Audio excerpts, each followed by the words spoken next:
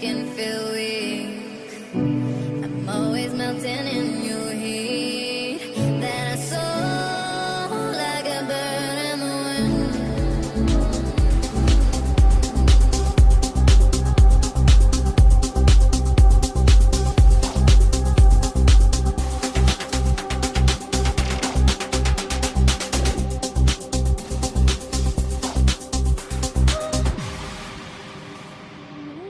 Sé que tienen las flores, llorona las flores del campo santo, que cuando la mueve el viento llorona parece que están llorando, que cuando la mueve el viento llorona parece que están llorando.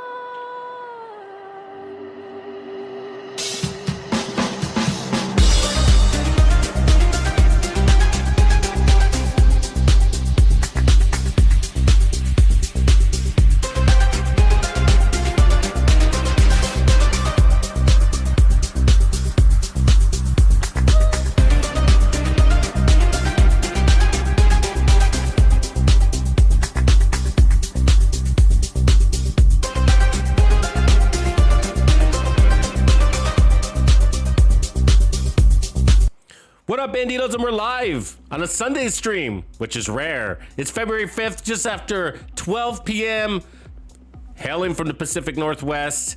And today we're going to be working through what I discovered to be one of my favorite heroic PVE builds. Let's get into it.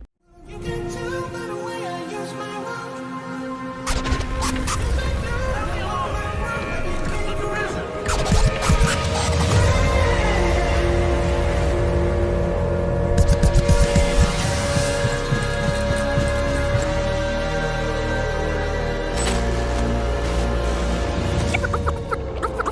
Freak out, yo!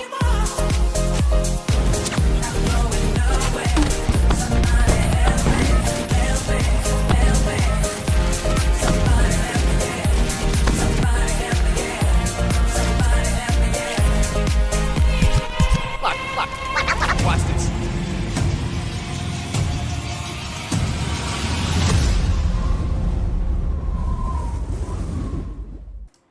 All right, and we're back. What's up, Bandidos? So we're just going to be doing some casual solo heroic gameplay. We're going to be grinding and just kind of chatting it up. But I want to show you guys like in a full run and what this build can do. So we ran this build a few days ago, not yesterday's stream, but a couple of days ago. Maybe that was Thursday's stream. I think that sounds about right.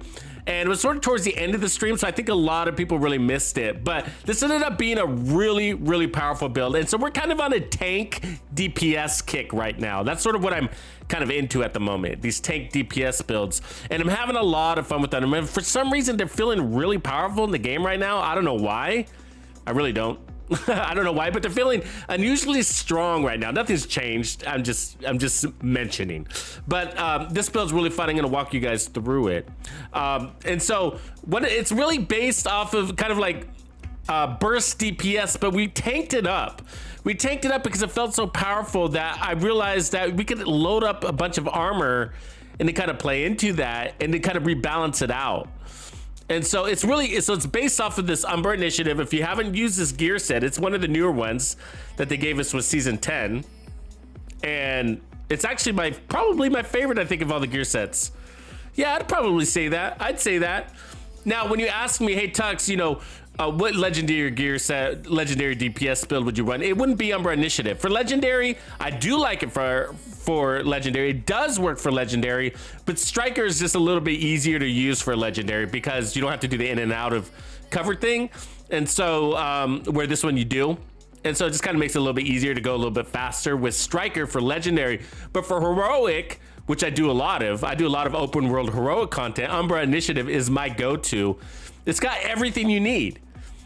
Now, one of the things is crits. We like crits in this game, we really do. But sadly, when it comes to assault rifles, which we all love, let's just admit it, we all love our assault rifles, crit chance just takes up so much space off your build. You don't really have much room for anything else. That's just the reality of assault rifles. They don't bring any crit chance with them. This gear set helps you with that, but it also just loads you up with a shit ton of crit damage, and then it gives you 30% reload speed, which helps you run and gun, right? Because you want to not be spending a lot of time reloading when you're out of cover, right? And then it gives you from the shadows into the light. I'm just gonna skip all those words and just kind of cut to the chase. Basically, it gives you 50% crit damage and 15% RPM boost, okay, which is a big deal. RPM boost is RPMs are a multiplicative stat and really leans into your burst damage. Okay, now when you're running the chest piece, it doubles all of that. So we're gonna have 100% crit damage and 30% RPM boost. 30%, guys. And so I'm running a weapon that's already fast at 900 RPM, which is one of the faster weapons in the game. All right, and it's an assault rifle that plays a lot like an SMG, and it brings all the crit chance that we need. So if we look at our crits, we're at 55% crit chance, which is more than we need because adaptive instincts off of the assault rifle is going to give us even more crit chance. The base crit damage is at 120. The assault rifle adaptive instincts talent is going to give us another 50% crit damage. Okay, so that pushes us to 170. And then the chest piece is going to give us another 100. So we're at 270% crit damage. And if you guys have been playing this game for a while, you know that's all the crit damage you can dream of. All right, we're not done. Because remember, that's 30% RPM boost in addition to that. So you're shoving 270% crit damage at crazy levels of speed. I'm not sure what the RPM is on the thing. It's got to be pushing over 1200, probably close to 1400 RPMs with this assault rifle. And then this assault rifle gives you 90% weapon damage in addition to that. So 90% weapon damage is the equivalent of 6 red cores. So, wow, right? And because your RPMs are really high, the stacking of all of this, see, all you got to do is hit body shots, hit headshots. You don't have to kill anybody to get those stacks off of that weapon. So the gear set is allowing you to get those stacks faster because it's boosting that RPM, right? So pretty simple. And then we're playing the memento with the memento because we're playing in and out of cover. This gear set doesn't come with a lot of resistance to them, but we're using the memento to fill in that blank. And so the bonus armor. So we got 4 blue cores, and we get 10% bonus armor on kill for every blue core. So that's 40% bonus armor, which is the equivalent of 600,000 in armor per trophy. 600,000 in blue armor. We're gonna get 30% weapon damage when we're at full stacks. We're gonna get 3% armor regen when we're at full stacks. We're gonna get 30% skill efficiency when we're at full stacks.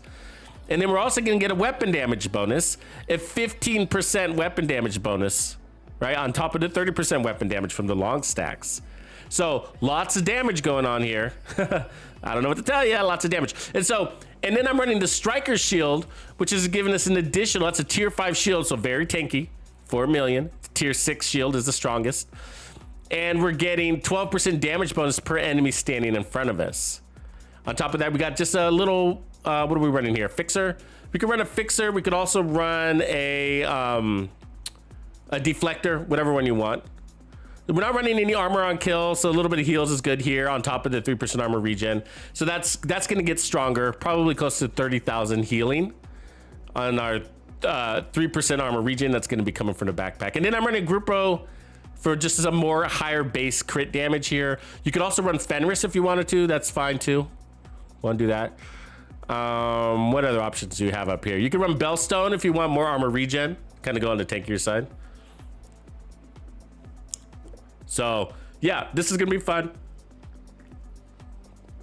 And so basically what I'm gonna do is just run a control point route and see if we can do all these control points basically without dying.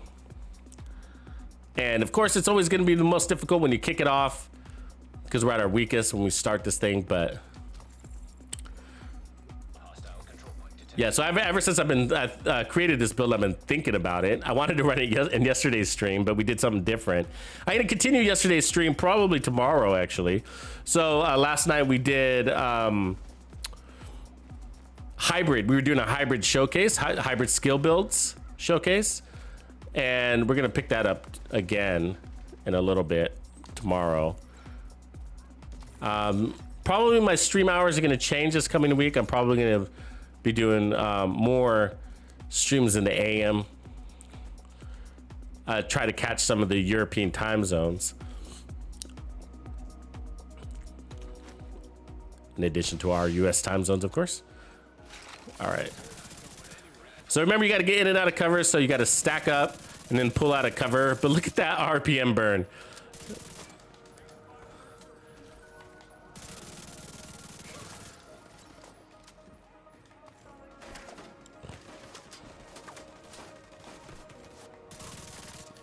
Kind of a bad angle.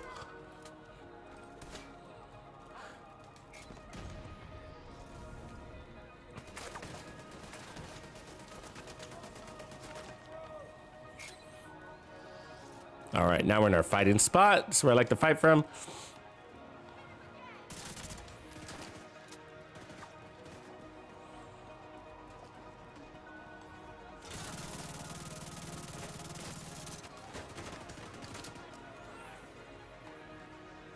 I kind of like to keep them off guard here by kind of running back and forth so they don't sandwich you in. Maybe getting into this checkpoint. Yeah, so I've just been sending out a reminder at the start of every stream that if you haven't heard yet, we have a delay to season 11. We don't know exactly when the new launch date's going to be, but hopefully it will probably be this month sometime. But when is the big question. We're waiting to hear the answer to.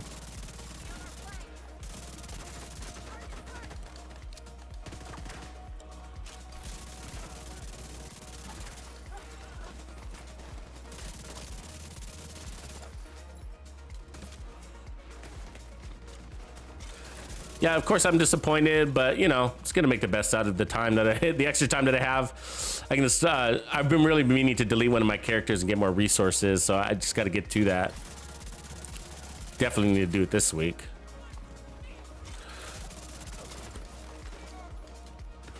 There's a few more builds that I want to produce as well, and then kind of do some more content for some new players as well.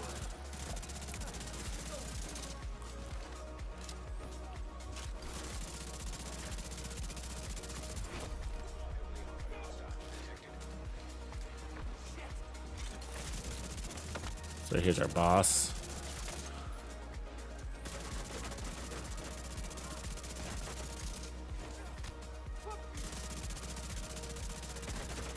If I can land my shots. Ooh, I didn't see you there. Lots of bonus armor doing a ton for us, right? I mean, I feel really tanky with this build, but also really powerful. And that's the reason why I'm liking it. Like, it's, I got everything that I need.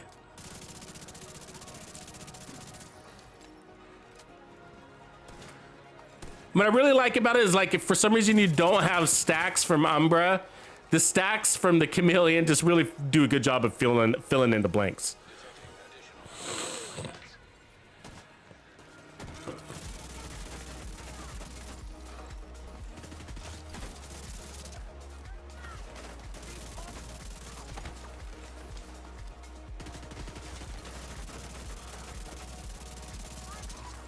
Remember, we have protection from elites, which allows our bonus armor to last longer.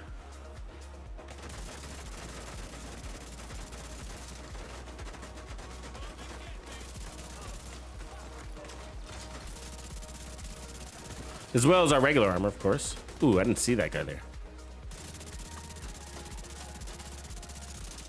It's about as tanky as they get.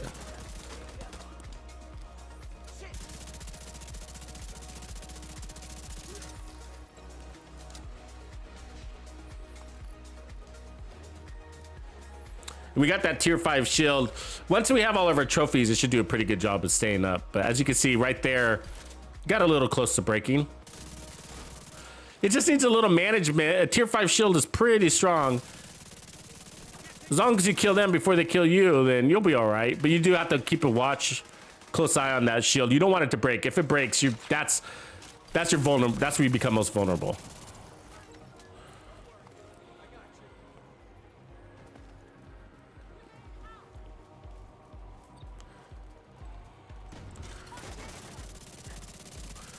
And technically we could play without the shield, and we did demonstrate that the other day But one of the reasons why we're running it is for the extra damage. And since you're rolling into armor, I sort of kind of say, like, why not? If you're gonna roll into armor, like, why not go with the shield? Because all that armor is buffing the shield and giving you even more armor, right? The shield is worth like at least 4 million in armor.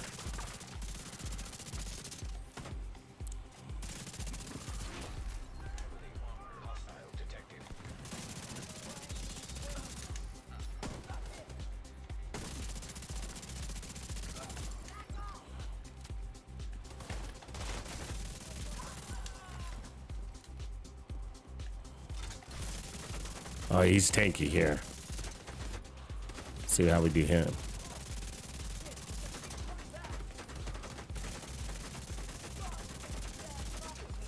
Yeah, I mean, he's about as tanky as he gets. He's about 30 million in armor, even in a solo game mode. So he's pretty damn tanky, right?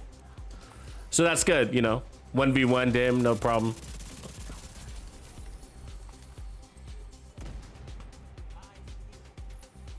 Success!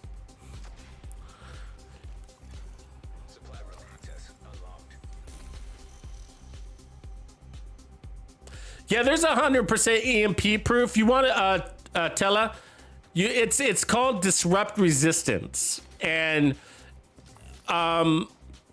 basically, I mean, the best way to do it is to go like 70% hazard protection. Well, there's a few ways to do it. You can do it with improvised gear, and the combination of improvised gear, like you can do like these 3 pieces improvised gear.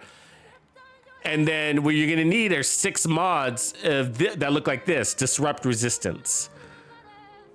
And so if you have 6 of those, you can do 3 pieces of improvised gear. And I'll show you what improvised gear looks like in case you're new to the game. It looks like this, okay? And so see that empty gear mod slot? You can put that mod there, right? Like that, there. Now we got 10%, okay?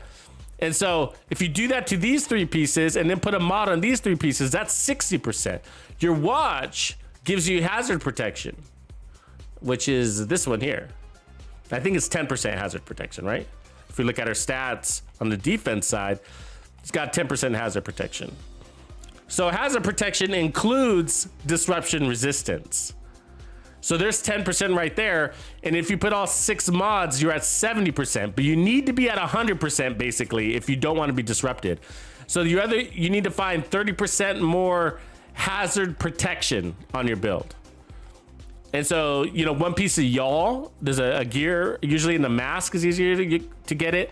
But there's a gear set called yaw, YAAHL, and that gives you hazard protection.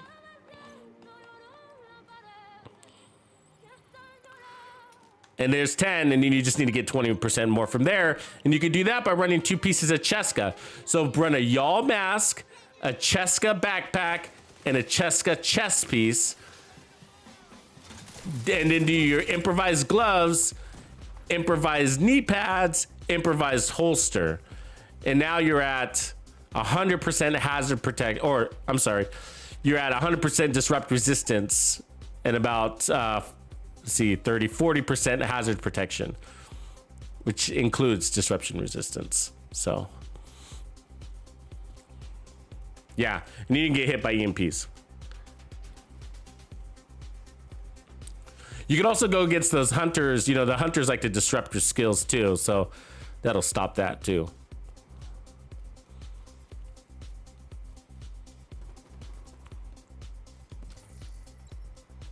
What's good, Matt?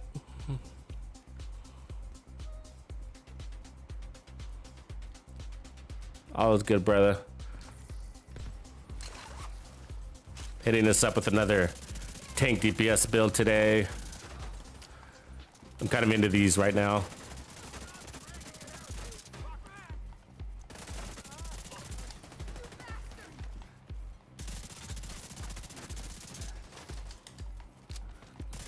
Stand still.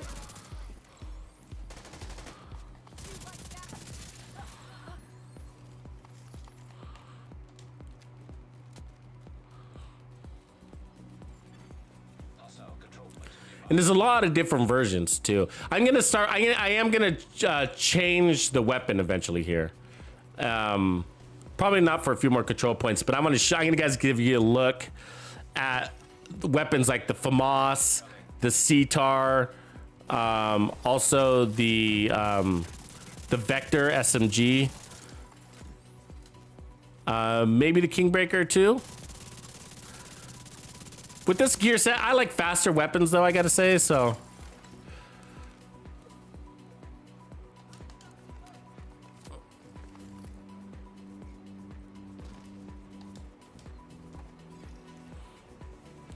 That's why the FAMAS and the CTAR. Uh-oh, it comes a party.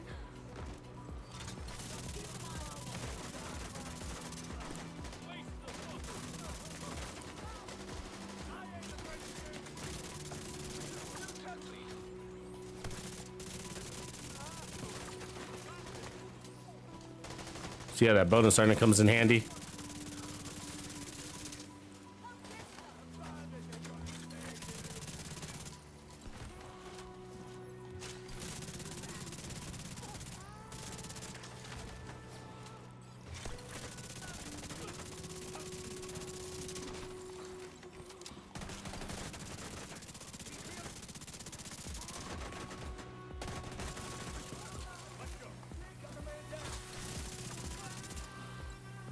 Get off me.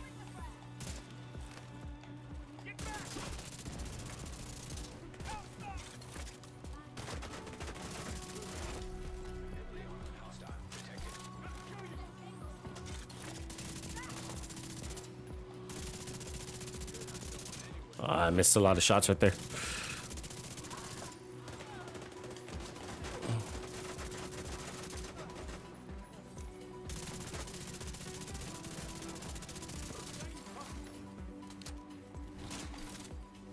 Oh, get off me.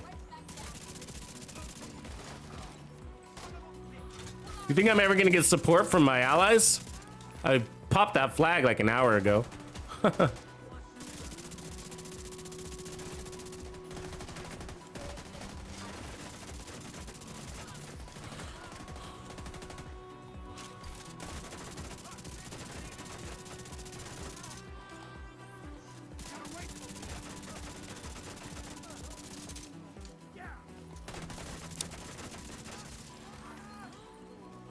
Toe to toe. Try to avoid that aerial drone, I'll tell you that. Fucking hate fighting those things.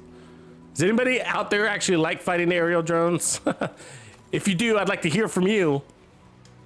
What's your secret?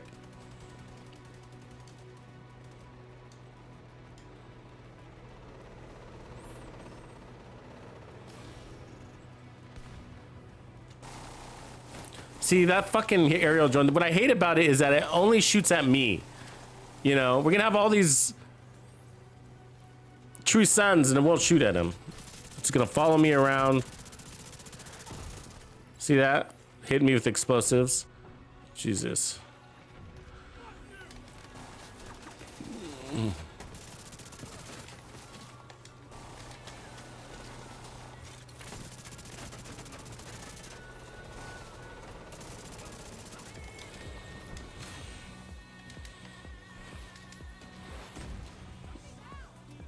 I'm hiding from it.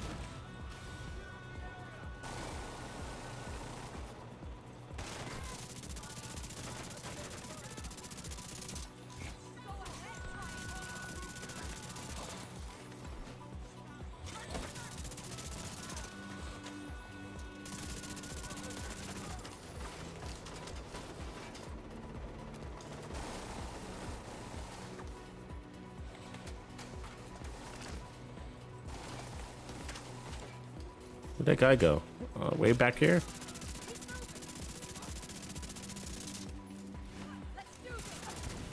Oh, the fucking thing. So annoying.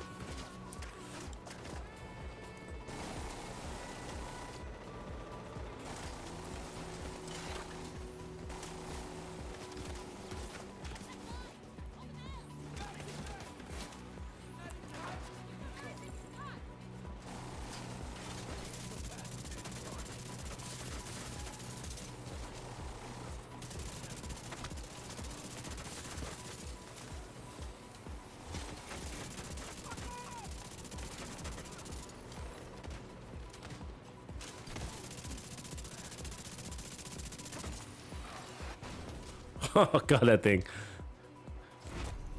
It's so accurate too, right?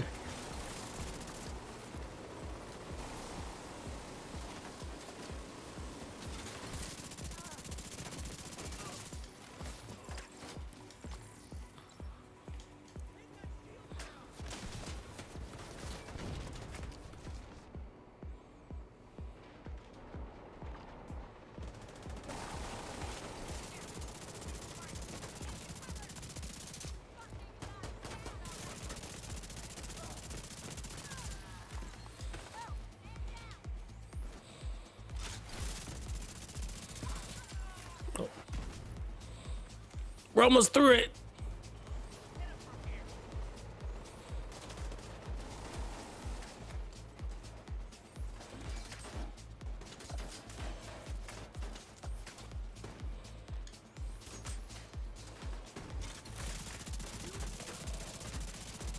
Yeah, basically my strategy right now is just moving around as much as possible. Yeah. Man, but he's adamant, really adamant about following you. But we're almost done here. There it is.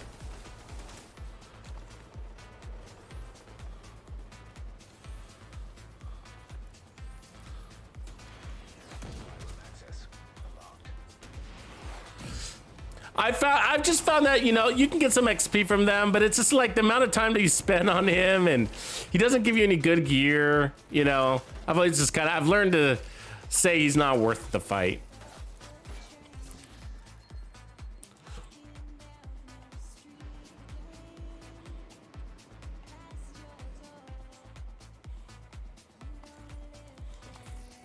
And then from here, we just fast travel out of it.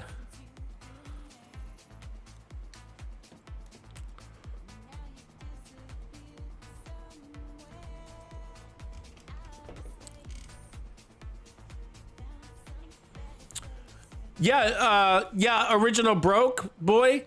Yeah, I make my named weapons faster. There's a couple of ways to do it. Okay, so one is the weekly vendor resets are really popular. A way of doing it, a smart way of doing it. So every week on Tuesday morning, the vendors reset, right?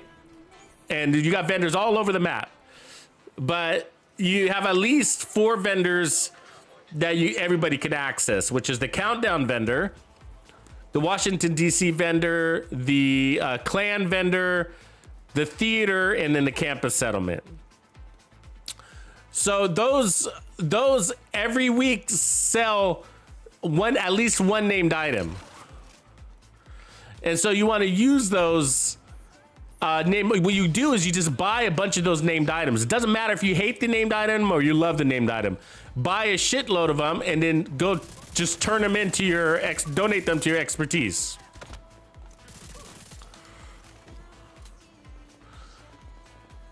And that's one way to get through your named items quickly. The other way is to research. And that's my primary way of doing it. I'm doing research right now. And the best way to do research is, I mean, what goes with the research is making sure you really got to have the resources, right, to research, because you're donating things.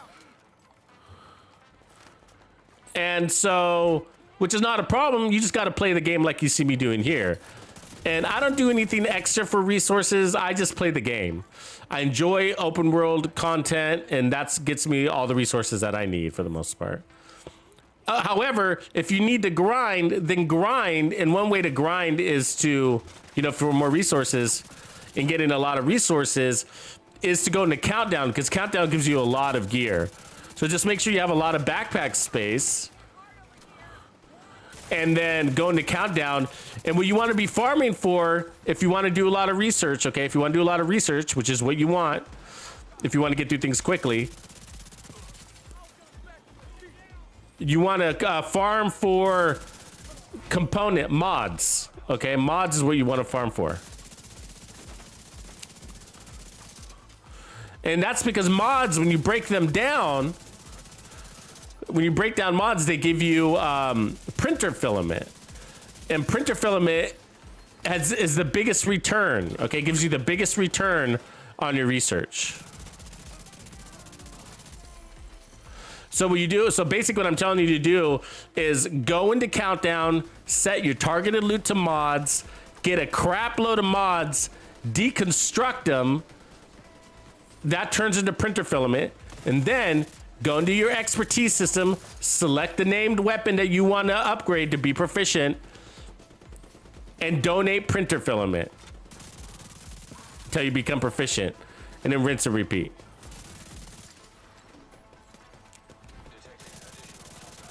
The other way to do it, okay, is if you got a lot of E credits, which you probably do, most people do. You could the vendors are always sell mods too, right? Every week the vendors sell mods, and we rarely buy them because they're usually junk mods that we don't need. They're like not god rolled, right? So we rarely buy those mods, but you want to buy them just to deconstruct them. So that's the even faster way to do it, is just buy mods, deconstruct them, and then you don't even have to play to get those resources. You're just spending your E credits, which is the same thing, right? Because you had to play to get those E credits. But most people have more E credits than they know what to do with. When I'm talking about E credits is just, you know, the fake money in the game, right? Fake money. What you spend to buy things at vendors. Those are E credits. It's Brick, what up? Yeah, you've been doing it for a week. Yeah, so I mean, that's really the most efficient way. You know, and then you gotta, once you're proficient, of course, the grind becomes, you know, exotics. Sort of. For me, it's not. So my sticking point isn't exotics. I mean, I got a ton of exotics and I can't spend them. So for me right now, it's SHD calibration resources is what my sticking point is. And I play a lot, so it's weird for me to run out of those, but you do. And so basically for me, the best way to get them fast is to spend my watch points. And that's expensive, right? Very expensive way of doing it.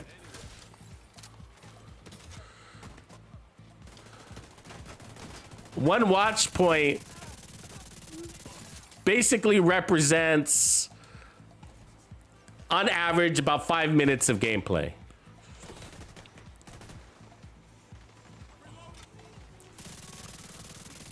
One SHD level, right? And, well, maybe actually a little bit more. Maybe more like 10 minutes, I should say. I should probably say 10 minutes. The reason, 5 minutes if you run directives. But most people don't run directives all the time. So the reality is probably more like 10 minutes. It's basically like 2 control points.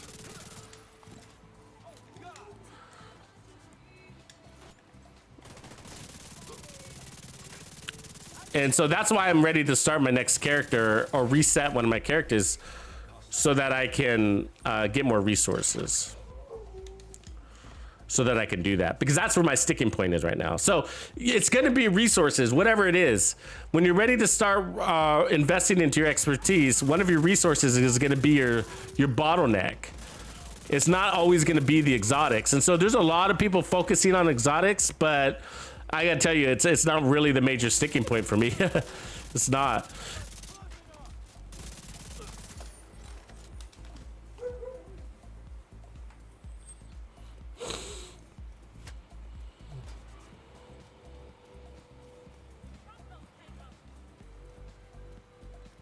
What up, Mike Judge? G-Style.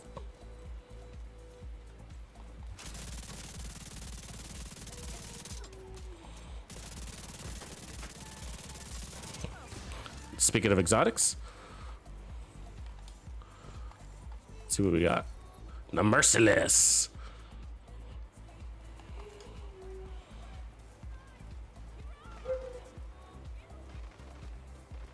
Where's this guy?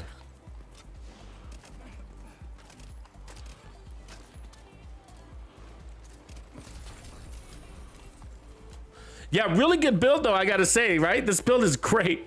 Man, it just does the job. It feels good, it's fun, it's entertaining, it's effective, it's strong, I'm tanky, I'm powerful. It does it all, man. It does it all.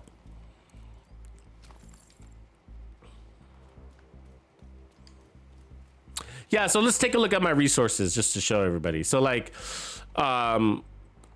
so it's these guys. See this SHD calibrations? I only have one right now. These ones, these field recon data, look, I'm maxed out on those, right? Which is a bad thing. You don't want to be maxed out on anything. You don't. So the reality is that I can't really spend field recon data because for the most things that require field recon data also require SHD calibrations. They're usually hand in hand, usually. So I need to spend that down, right? I like to have everything at like around 50% if I can. So that's annoying, but so I max out here, so I should spend this down too. So that's what I do. So my protective fabric and receiver components get maxed out pretty quickly. And that's just the junk that I'm crushing in the game, right? So I get gear, I don't like it, I crush it, and I get receiver components, and I get protective fabric, and then some other things too. And so that's like a really easy resource to get, and I donate this. But to my expertise system. But the reality is it doesn't give you as much of a return as the printer filament does. So you just get so much more out of printer filament, which is why we aim for that. But and I'm about 50% of my printer filament there. But let's go down to exotics here. As you can see, I have 156 exotics, and I can't really spend them on anything because I'm out of SHD calibrations, which are required to upgrade my gear. So the bottleneck isn't my exotics at all. And even if I did have SHD calibrations, I'm sort of always kind of at this point like, well, what do I want to re-roll? What do I want to add proficiency to, right? You kind of get into a buyer's hesitation point.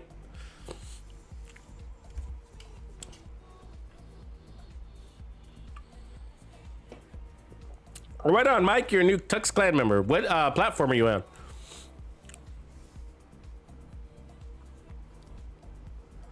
And so I gotta tell you though, like the easiest way to invest in your expertise system that requires the least amount of time is an extra character, especially if you got a sizable watch, you know. And by sizable, I mean like, 2,000 or higher, give or take, but whatever. Because it takes about let's just say 4 hours on average to go through New York to get your character to level 40, from 30 to level 40 to boost the character. And so it takes about 4 hours on average. And so that 4 hours gives you, if you have a 2,000 watch, it's going to give you, something like, what is it, guys? Like 1,000, basically. Half of your watch, half of that is going to be lost to your watch credits.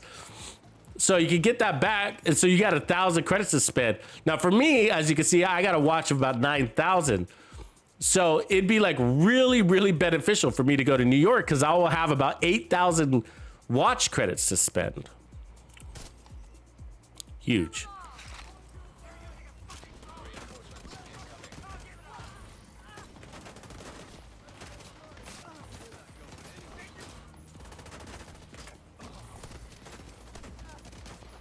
We're just railing on him. Oh, come on, jump. Oh, damn it. It was the melee, man. It was the melee. Oh, that's such bullshit. Such bullshit. You know what I'm talking about? Like I'm taking all that damage, but one melee kills me to the ground. Bullshit. Bullshit. I fucking hate melees in this game.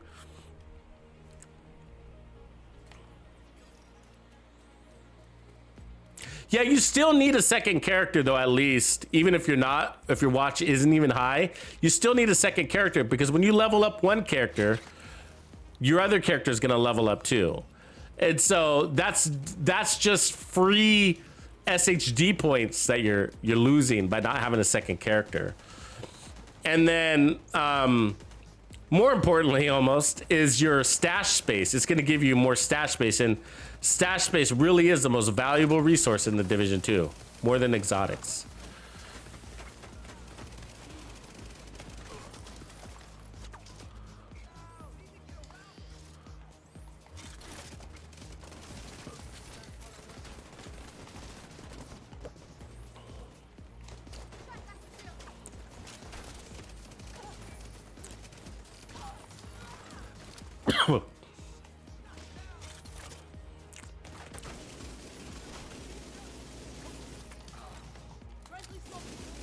So I lost all my mementos, but I still feel, I mean, I don't feel like I lost any power, you know?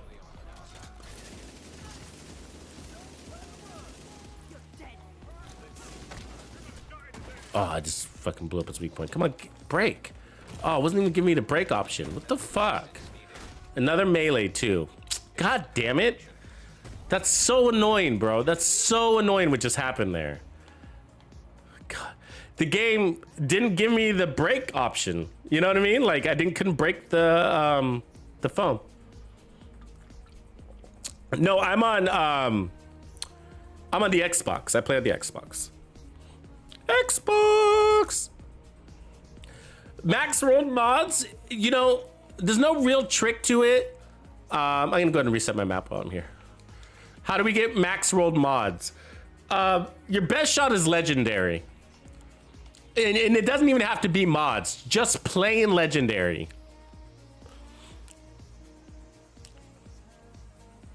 I mean, like, so I play District Union Arena a lot, and I get a lot of max world mods just by playing legendary. It doesn't matter what the loot's set to.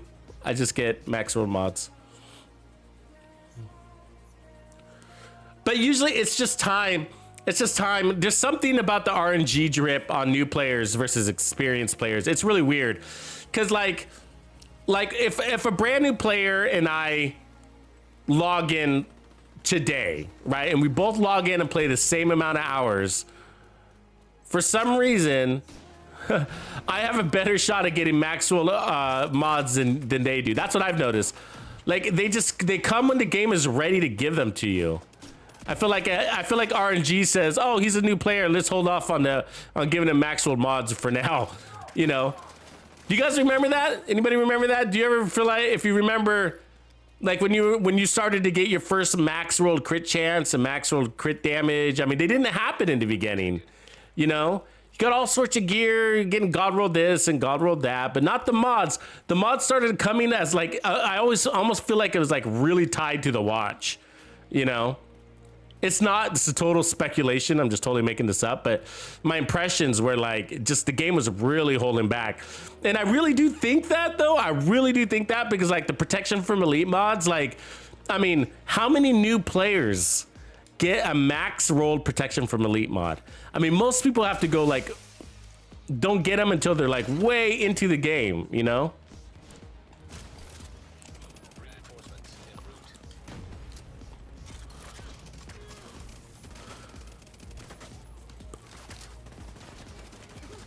I mean, has anybody gotten a max rolled protection from elites mod before they were watch 1,000? I would like to know. Oh, damn it. God, you got stuck in my shield.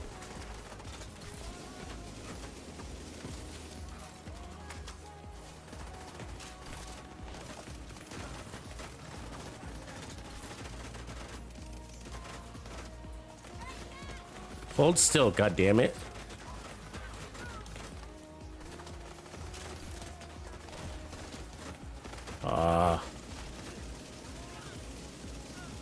Can't take too much damage to the back.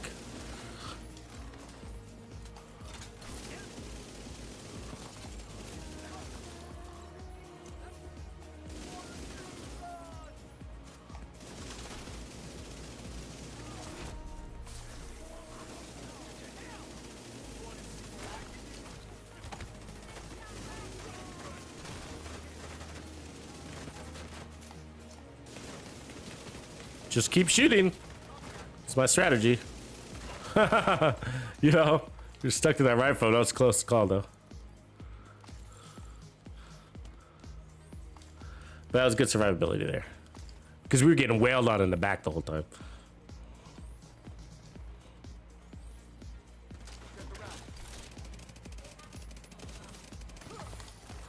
Okay, let's level up our guy here real quick.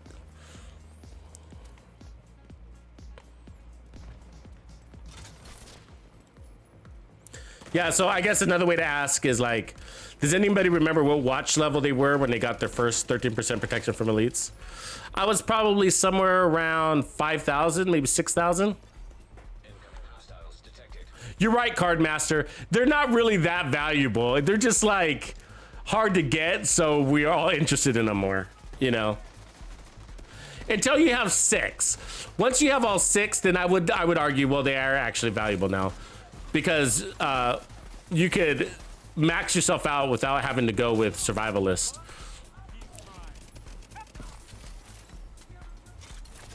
But otherwise, yeah, 12% are it's totally fine. Yeah. It's, I mean, actually, I mean, that's a big topic. The reality is like what we're talking about is the truth on all of our gear, you know? And that's why I think expertise system is sort of just a, kind of a joke. The reality is, you know, it's just something to grind for is all it is. We're just grinding for the sake of grinding. And what I mean is like, you know,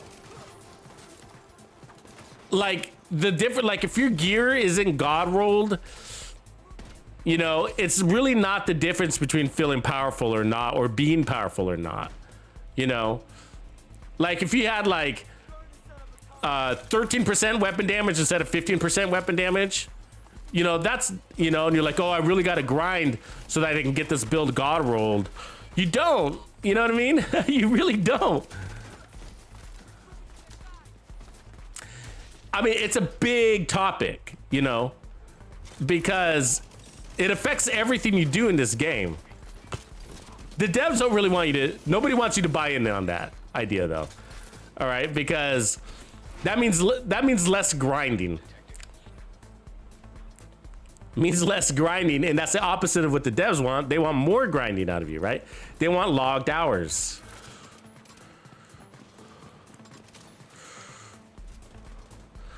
But the reality is, from what I've learned in my experience in this game, has taught me that it doesn't really matter. And the reason why is because any difference between build 1 and build 2, so let's just say build 1 is god rolled and build 2 isn't, all right? It doesn't matter what the disparity is. The reality is that play style will outperform the build difference. So let's just say you're a new player, or skill, I should say, not play style, skill, player skill. Let's just say you're a new player, right? And let's just say I'm a veteran player, all right? Been playing for a long time. And so let's say my build is, we're running the exact same build, but mine's weaker than yours for whatever reason. Maybe mine's not god rolled, yours is. Fine. But at the end of a mission, I'm probably gonna perform better than you because my skill level is gonna be higher, because my situational awareness is higher, because I've been playing the game longer, so I understand, you know, which enemies are tankier than others, where the spawn doors are, so where the best position to be in is at, and you haven't learned that yet. You will. You'll eventually get better than me, of course. But right now, I'm the veteran, you're the new player. I got more situational awareness. I got, I'm just making the assumption I have better skill than you at the moment. Look at that. That's crazy. Might pick that one up because it's crazy looking. You know, and so what I'm saying is, even though I'm running the weaker build, my skill level will override the difference between our two builds, and I'll outperform you. And that's what I've learned about this game, is that, you know, if you really, you know, when I recommend a build, and if you want to run that build, run it. Don't worry about your rolls not being god rolled like mine are, or, you know, whatever. You know, just go get out there and do it, get a feel for the build, see if you like it. And then if you do, and if it's a keeper for you, if you're going to keep it for a long time, then yeah, might as well make it the best that you can. What else are you going to do? Grind, grind, grind. But I buy into it too, so I'm just like everybody else. You know what I mean? So I know that you don't need your gear god rolled, but I go around god rolling my shit anyways. You know, I can't help it. It's a vanity thing.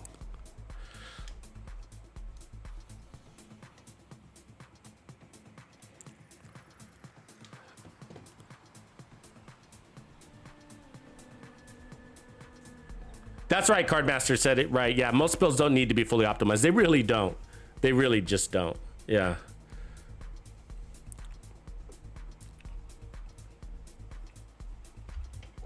You just need your build to give you enough power. There is a minimum damage threshold in the game, though. There is, right? There's like this minimum damage threshold, and it's not that hard to get there. And then from there, you just need your build tailored to allow you to do or allow you to play the way you want to play. That's all you're looking at your build to do. To accentuate your gameplay style and your skill level. So if you want your build to give you the power to run and gun, play out of cover, then you just gotta make sure you have the time to kill minimum to do that. That's actually the only requirement, really. And then the rate of recovery.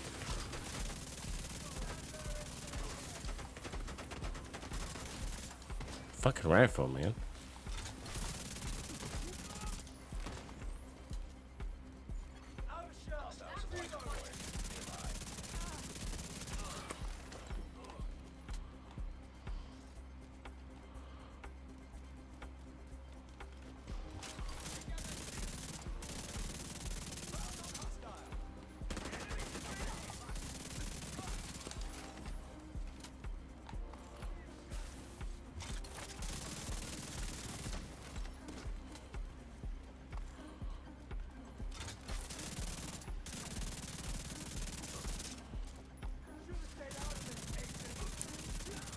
And then, like, from there, where the builds do matter is for when you kind of get to competition level.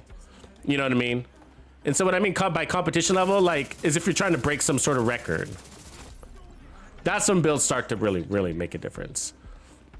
Like, maybe it's for you, it's, you're trying to speed run or...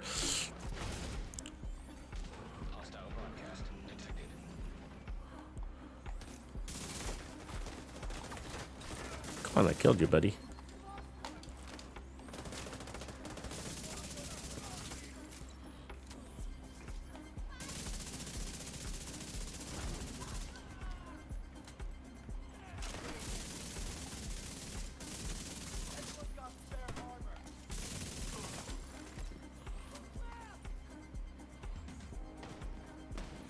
Yeah, really cool build, guys. Like, what's really neat about it is like, when I had died in that last checkpoint and lost all my trophies, I didn't feel weakened by it.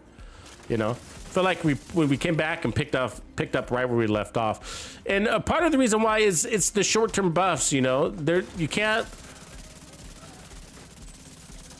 Don't downplay that, because they mean a lot. Every time you're playing in those fresh trophies.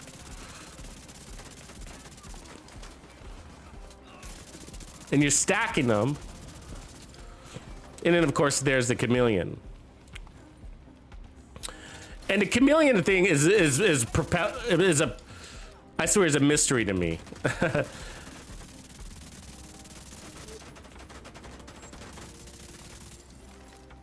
What I mean by that is that if you look at a lot of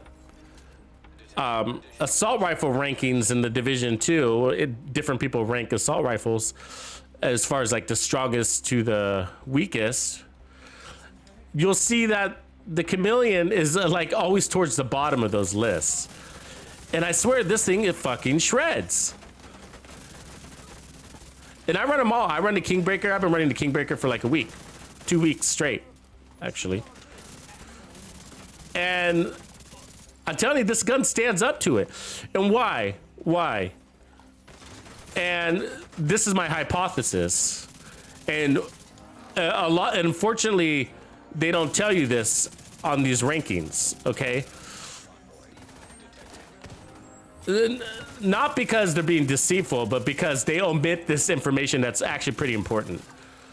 they something. It's mentioned usually casually, but it's not emphasized enough, and I think it should be.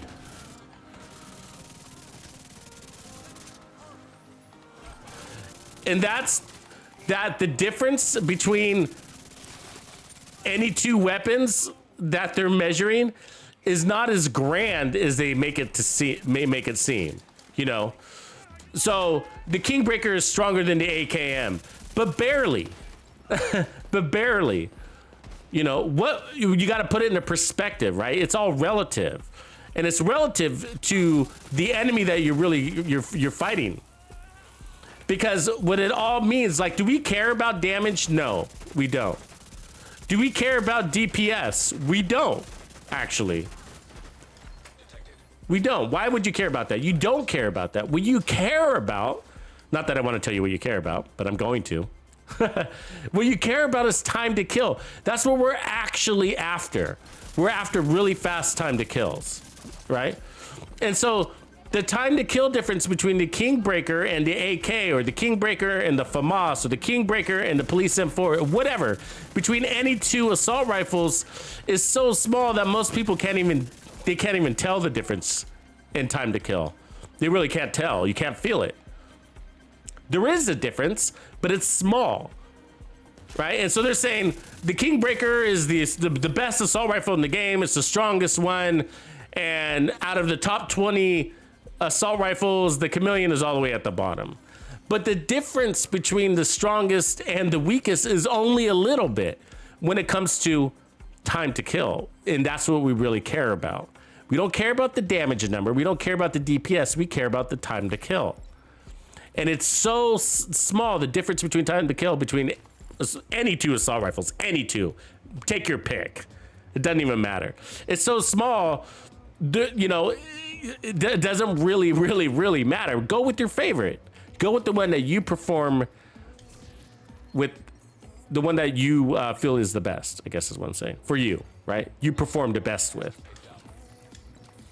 And that's why I'm perplexed. That's why I come in here and I'm like, that's crazy that the Chameleon is at the bottom of that top 20 totem pole for burst and sustained damage. It's crazy because I'm over here fucking shredding with it. I mean, can my survivability get any better? No. You know, it really can. I can drop my armor. My survivability will probably go up, guys. The reason why I'm running this much armor is because it makes the shield stronger, so that the shield has a chance where you can't, so the shield can't break as often. That's the armor, why I'm running armor. The second reason is so that I get a lot of bonus armor. That's an invisible shield on my ass, right? And the third reason is for a high rate of armor regen, since I don't have any armor on kill.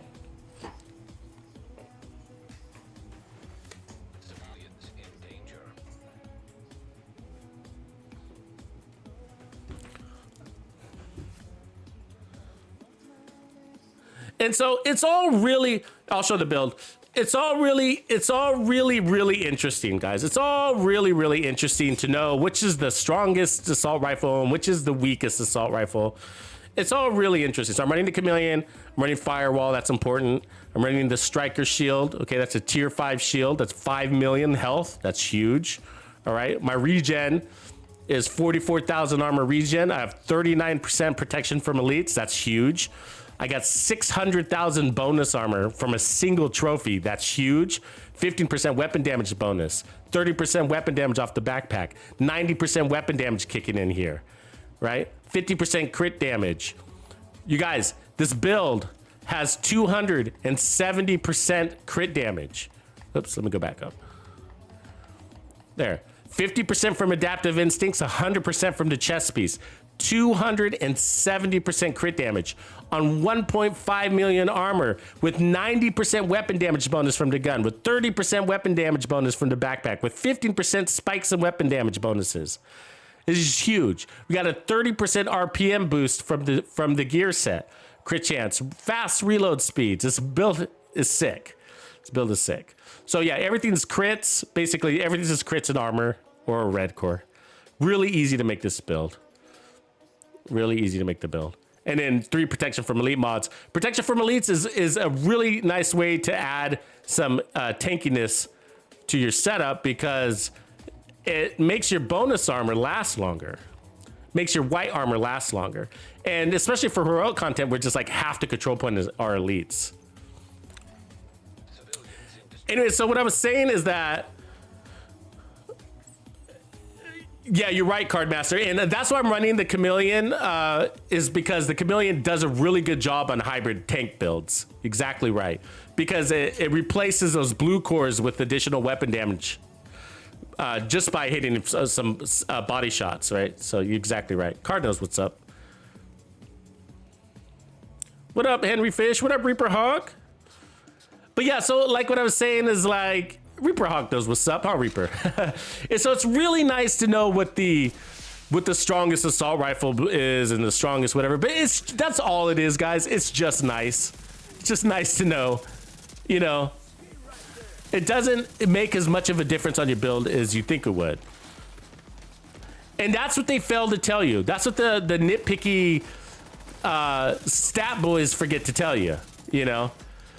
That they'll say that, oh yeah, well this one, you know, is the strongest one and this one's got a DPS of like this, but like, what does that mean to me? And a lot of people don't know what that means, you know?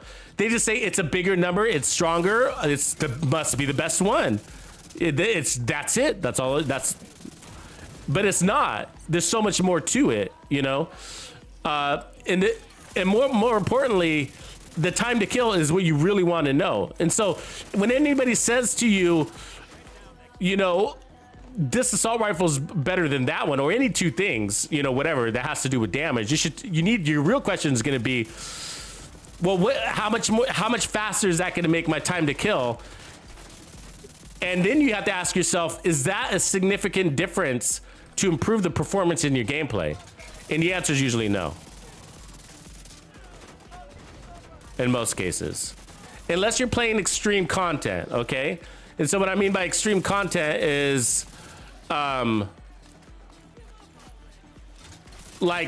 solo legendary. It can make a difference in some of those, in some situations in solo legendary. It could also make a difference in like speed running, or if you're trying to break a world record. All right, so that's when like a millisecond makes a difference. But those are extreme situations, right? And most people don't play in that extreme part.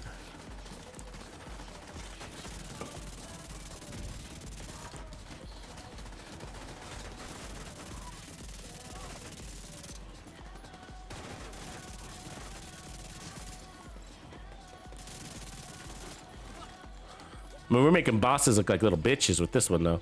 And so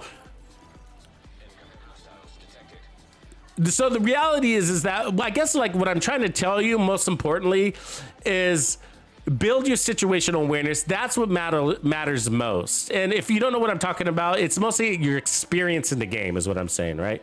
Don't overthink the word situational awareness, okay? We're just basically saying, know the game. That's gonna go a long ways, right? And the things to know are what enemies are tankier than others. That helps you understand like when you can push, when you can back off. But the biggest one is target priorities. Who do you need to kill first to improve your survivability in this mission? Who's got to go first?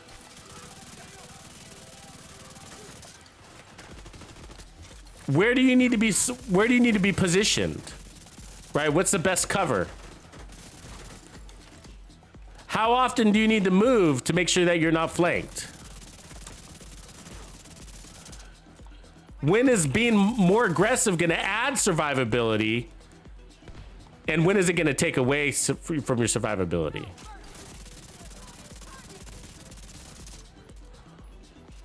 What gives you more confidence in your playstyle? Bonus armor or armor regen or repair skills? You know, these types of things, right? And so, you know, all this stuff you just earn by playing the game, and it's not that difficult, but to earn that stuff, where are these guys here?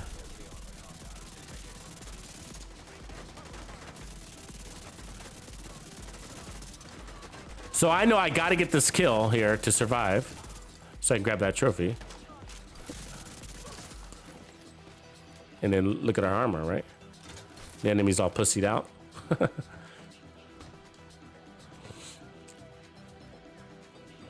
And so it's the most critical factor. And so the builds again are just going to accentuate.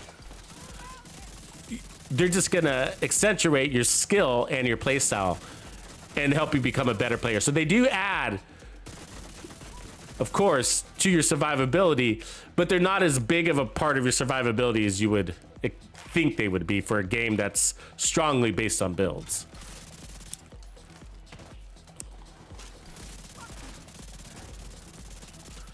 And that's important. That's like the theme of my channel. You know, that's the theme of my channel, is basically unique and effective builds. And the reason why it's the theme of my channel is because, you know, I'm trying to build a strong, positive community for the Division 2, and there's a lot of negativity. I'm sure you guys have figured that out by now. There's a lot of negativity out there in this Division 2 world, and I don't know why, but it's been there. It's been there for a while. And players turn on each other, right? And it's sad and it's unnecessary. You're judged and criticized for your builds. And your build still needs to make sense. I'm not saying just, you know, don't go all weirdo with your build. You know, so they need to make sense, your builds. But outside of that, you know, it doesn't matter really how you run your build. You know, if it's effective, then it's the best build in the game for you.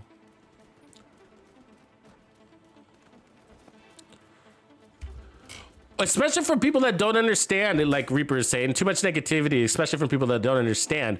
Or more importantly, I would add to it this way, Reaper, the negativity comes from people that think they understand, which is saying the same thing that you are. But there's people that think that they know, and that the way that they think is the right way, you know. I think a lot of people, again, they see the tree and not the forest.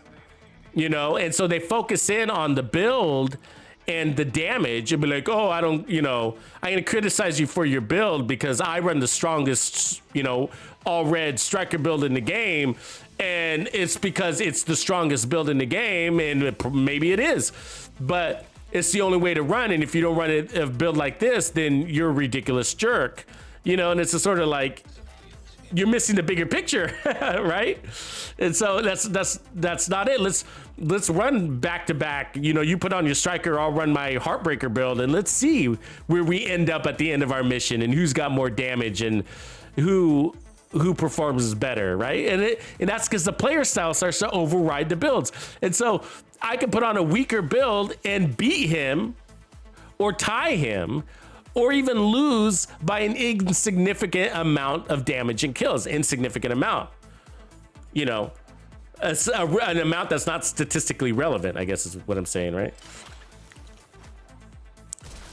And that's what they don't know. And that's what they always omit. And they admit it because they have to be right. They admit the data that's most important to you, the relative data. What does that mean to me? What does that mean to me? That's the part that is never explained to you by the spreadsheet warriors, is what I call them. They never explain to you that, and that's the most disappointing part. They say, this is the strongest gun in the game. This is the strongest gear set in the game. But what does that mean to you besides just being the strongest? How much stronger? And what is that going to allow me to do? Am I killing faster? By how much? Is that a lot amount, or is that a little bit amount? You see what I'm saying? I'm going to keep saying that over and over because that is the point. Time to kill is the point. Why is time to kill the point? Because the faster you kill, the faster you clear control points. The more control points you clear, the more gear you get, the more rewards you get. And this is a looter shooter, so we're looking for rewards in this game. And so, but there's more to it than just power to everything that I just said. So you know. And so, and let me give you an example. A striker build is stronger than an Umbra initiative build that I'm running right now. Okay? A striker build does put out more damage, is what I'm trying to say. However, because Striker doesn't come with any added survivability, I mean like armor on kill or armor regen, and this one gives me 40% armor regen over 5 seconds, I actually clear content slower with the Striker build than I do with a number initiative build.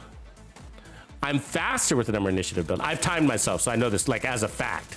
This is not speculation. I know this as a fact because I timed myself with both builds.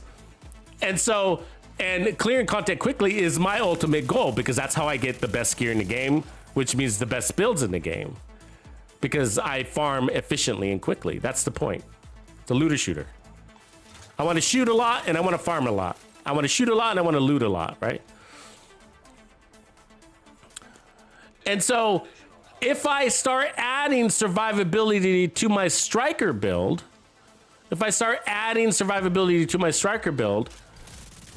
then what I said about Striker being stronger than Umber Initiative is no longer. Because by adding more survivability to your Striker build, you're taking away damage. And that was the leg up that the Striker build had on Umber Initiative. So what I'm saying is, as soon as you start adding survivability to your Striker build, you might as well just run Umber Initiative. Where is everybody?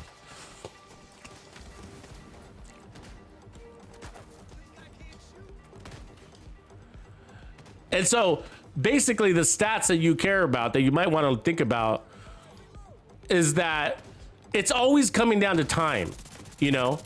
And so anybody that says, oh, you like the Police M4, well, you're a shithead because the Kingbreaker is stronger. Be like, okay, so what is the difference in my time to kill between the Police M4 and the Kingbreaker? Now, here's the part that'll blow your mind. You're making the assumption that the time to kill is going to be faster with the Kingbreaker, when in fact, it is possible that your time to kill will be faster with the Police M4, even though the Police M4 has got a lower DPS, damage per second, or lower damage. How is that possible? How is it possible that a weaker weapon has a faster time to kill? Anybody? Anybody?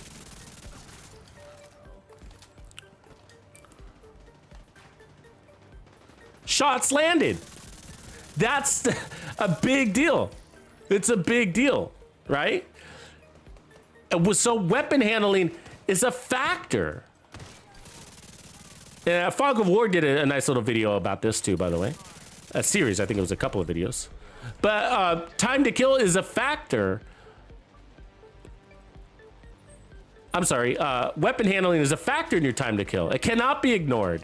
And they're ignoring it when they tell you the Kingbreaker's better, it's stronger. It's like, well, in the testing range when it's landing 100% of the shots on the head, but what if in my gameplay, and this is me, what if I don't land 100% of my shots on the head?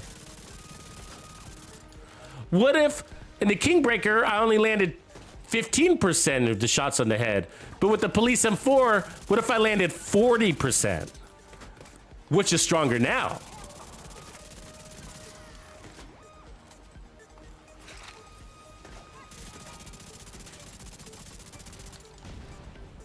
What about optimal range?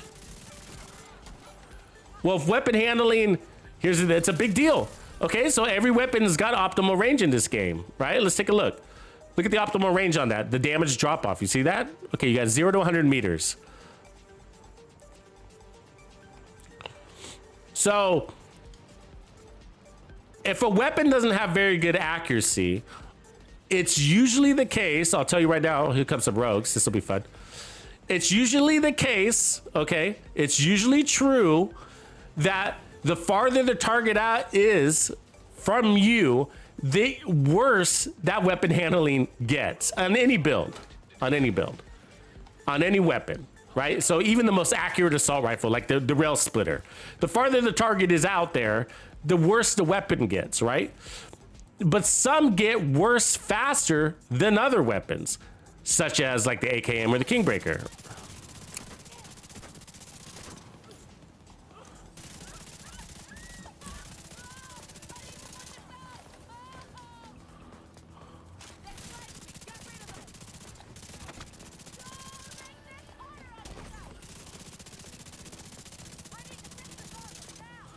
she just shoot me with a healing chem?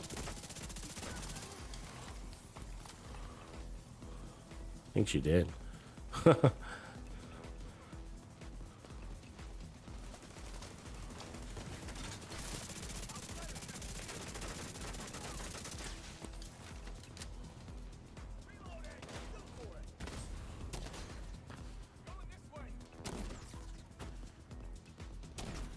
Ah, dude.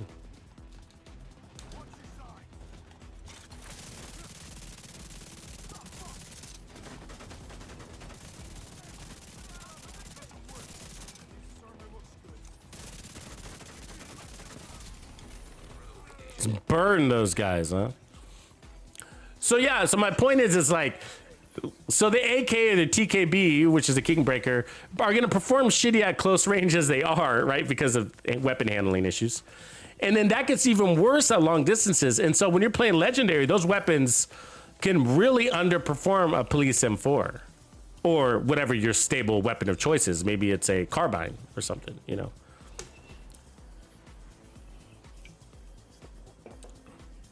Yeah, the capacitor can drop anywhere assault rifle targeted loot is, including countdown. You will have had to unlock it though, I believe. To get your first capacitor, you gotta go to the summit and turn on your challenges, and I believe complete 5 challenges in a single session. Just pretty easy to do. You can do it in a single session.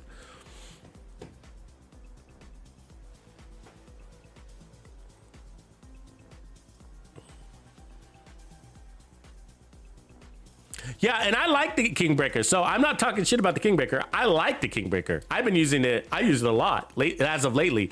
Just so you know, when it comes to like weapon handling in this game, like what I've learned is that, you know, you can acclimate to bad weapon handling, basically.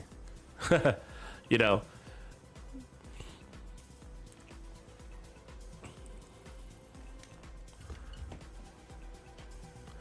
And so basically you learn how the weapon handles and you start compensating, right, for its instability. And then, you know, you kind of get good at it, basically. Start controlling it better and whatever. And so you got to use it to do that, right? And so if you have a bad first impression and then you abandon the Kingbreaker, then you're never going to get good at the Kingbreaker. You got to put some hours in. As you know, you'll get yourself a you'll get yourself an eagle breaker soon. Eagle bearer. We have oh, I'm sorry, I went the wrong way.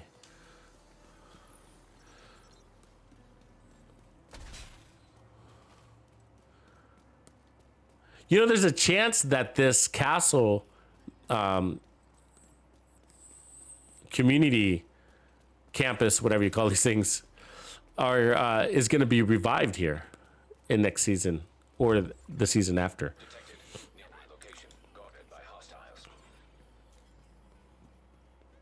There's pictures of it in some of the artwork that the devs shared with us.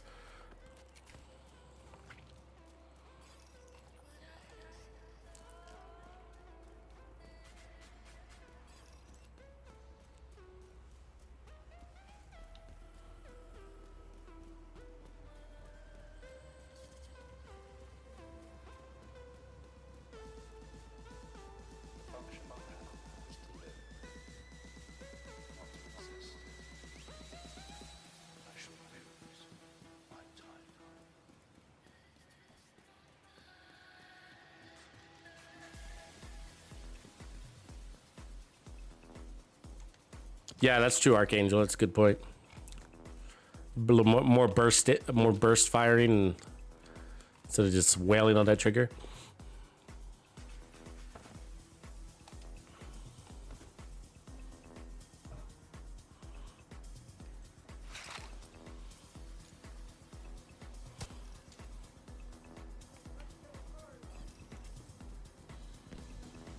These guys in their fucking turrets, huh?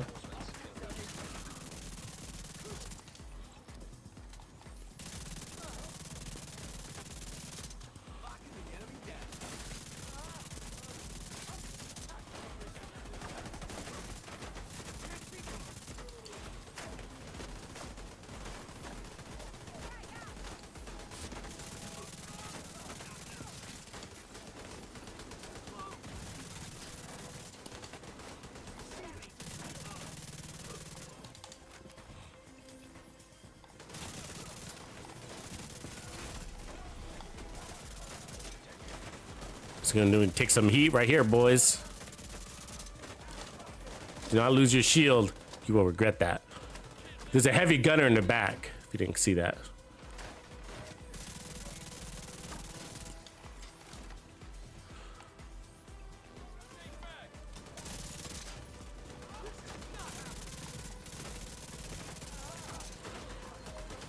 Using my bonus armor. See that? That's why we run bonus armor, so that I could drop my shield.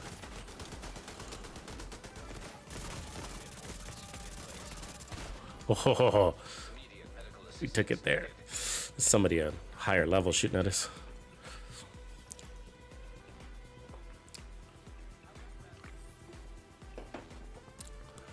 Yeah, I mean, at the very least, I think the new settlement would bring us another vendor, so that's always good.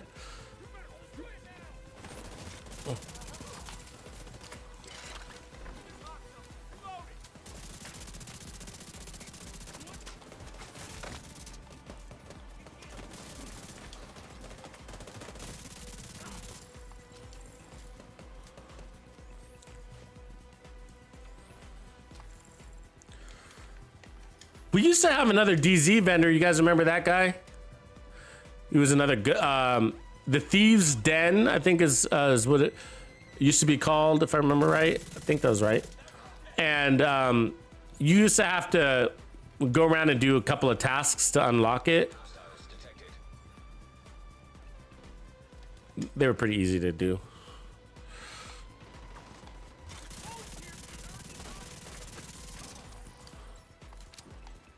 I don't know why they took it away, though.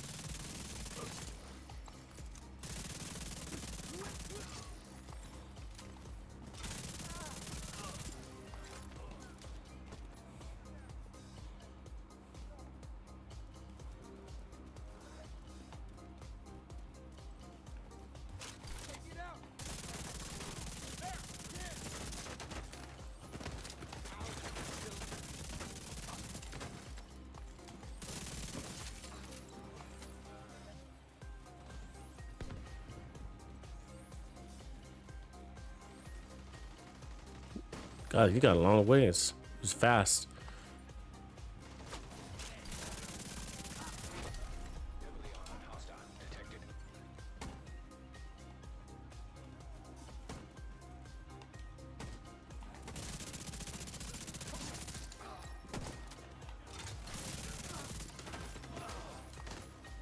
Using my bonus armor. Drop the shield. Was what I'm saying. Keep that shield strong. You don't need. I mean, that's the point of the bonus armor. You got to use it. The point of it not working for you.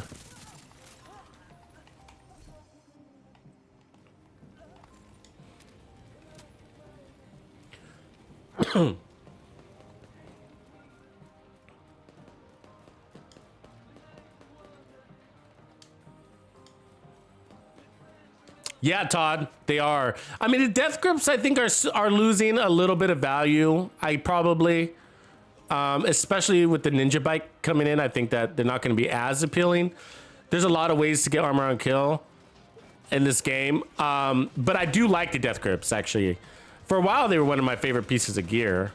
I'm just a big fan of armor on kill. Big fan.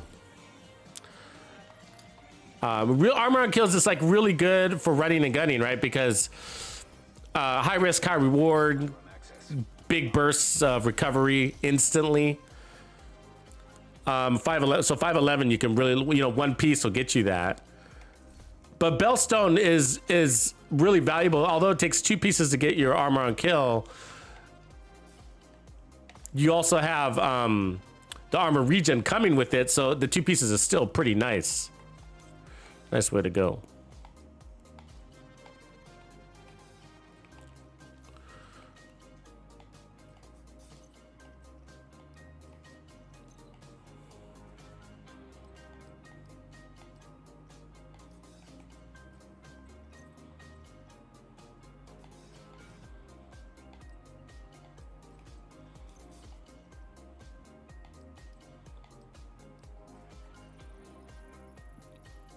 What up, Rich the Egg? Our egg farmer has showed. What up, man? I like that fact about you. Rich the Egg is an egg farmer. Egg farmer rogue killer.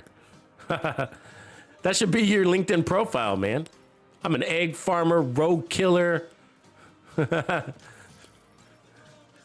Something.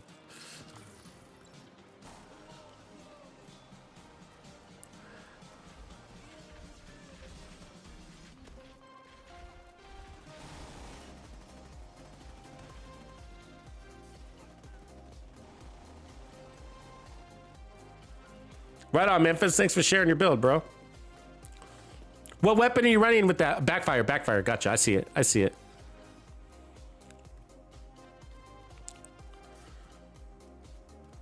Yeah, I've run that build before. I mean, I think I maxed my crit chance up, but I've run that build. It's great. It's a great build. I've put the backfire on just about everything. I've put it on Negotiator's Dilemma. No bleed. I always go no bleed route, in case anybody's wondering. I always go no bleed for me.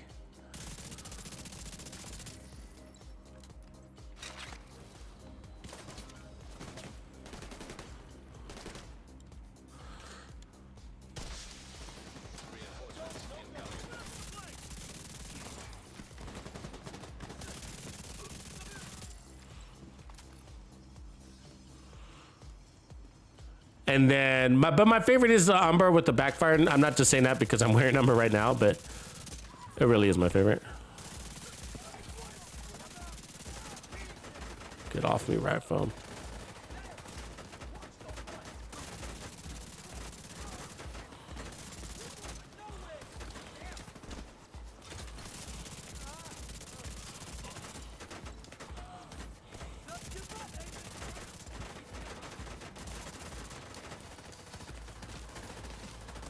Damn, they're everywhere.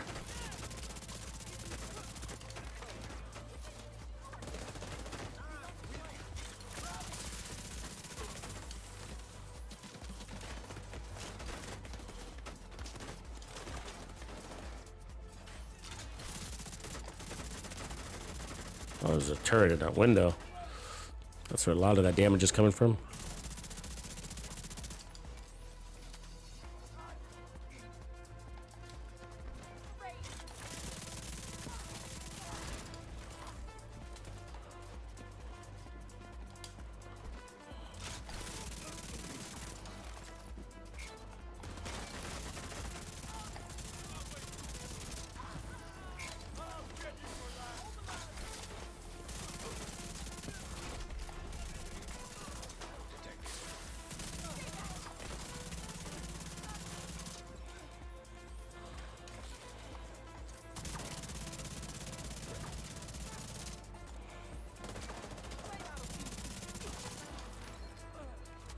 Good CQB, huh?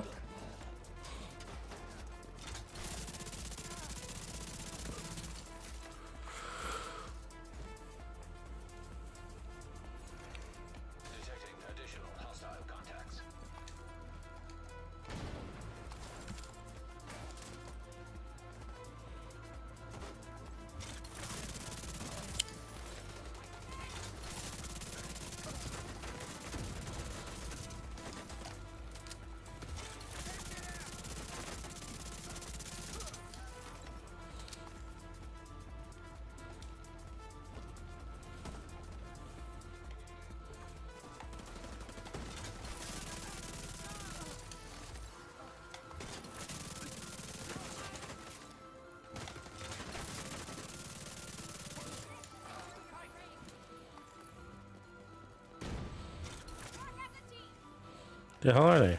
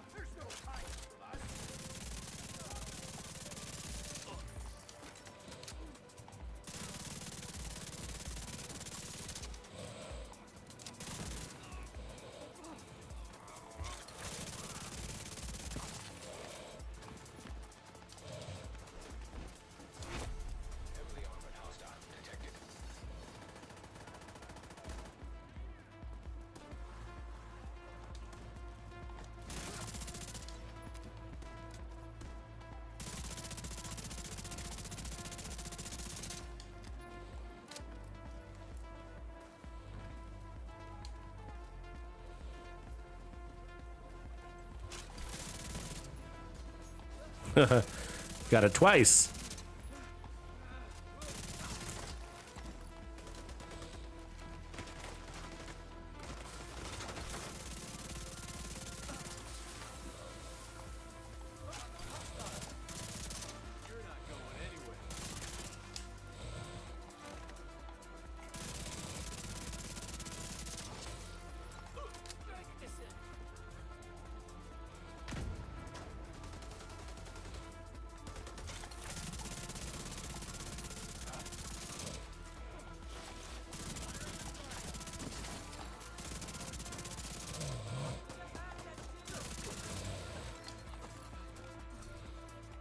There it is.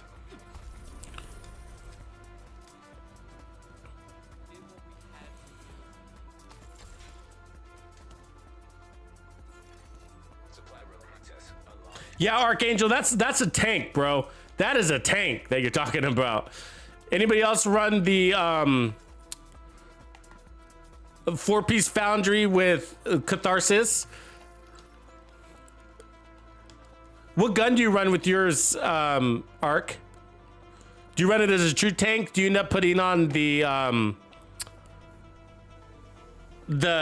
bulwark shield with the pistol, or do you go like assault rifle with it?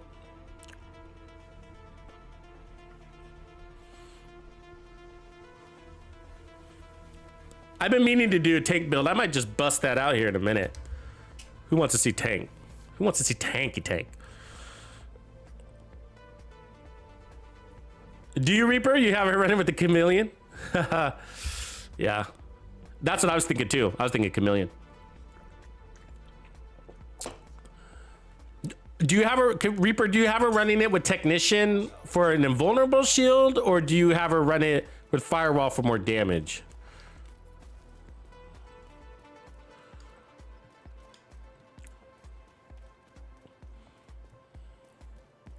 Yeah, that'd be cool, bro.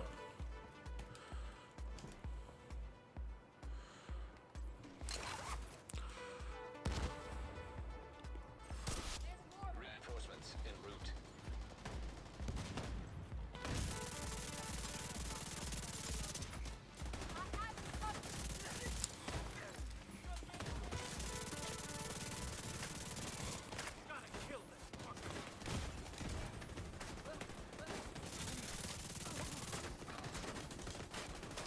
So when you go into cover, remember you heal, right? See that healing happening right there?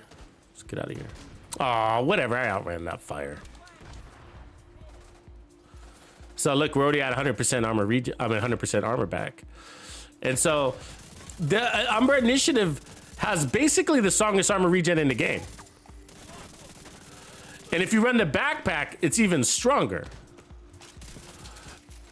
But I run the Memento, of course, because I really like that bonus armor. But yeah, the backpack, you could have even stronger armor regen.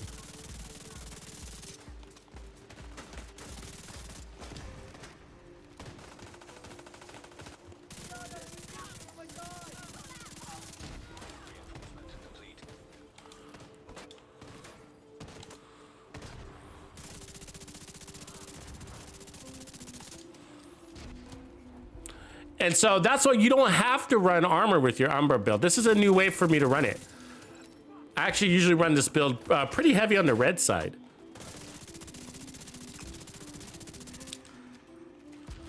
But it's nice to have throw on the armor and just kind of really jump into the pack and throw your whole body at him, so to speak, you know?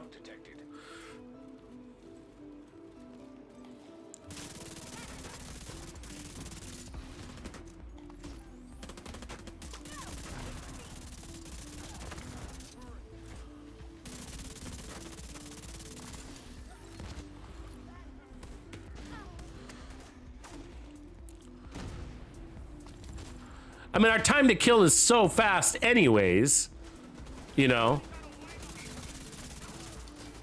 If anybody wants to see that experiment, I could also do that too. I could rip off the armor and show you how damn good this build is. Even obviously, you actually get stronger, believe it or not, right? It's a big old discussion in the Division 2. The topic probably most debated, wouldn't you guys say? What's the perfect amount of armor? Is there too much damage in the Division 2? Is there such a thing as too much damage? Is added survivability, is nerfing your build or strengthening your build? You know, these are all big questions that people argue about and throw death threats at each other about, which is funny, right?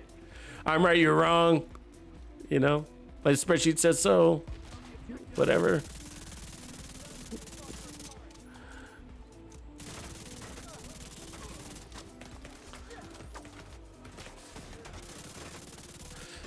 The answer is really it's playstyle, because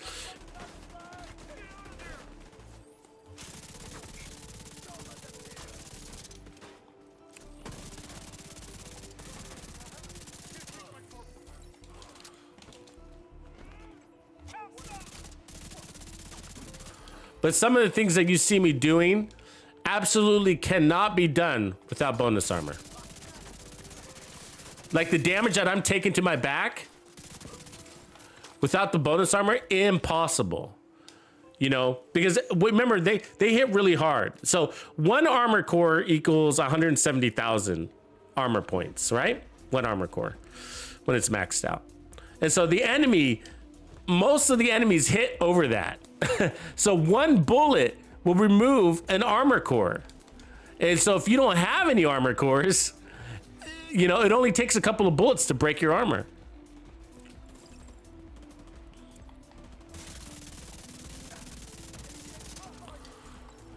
And so you're not able to take damage to the back. They'll drop you.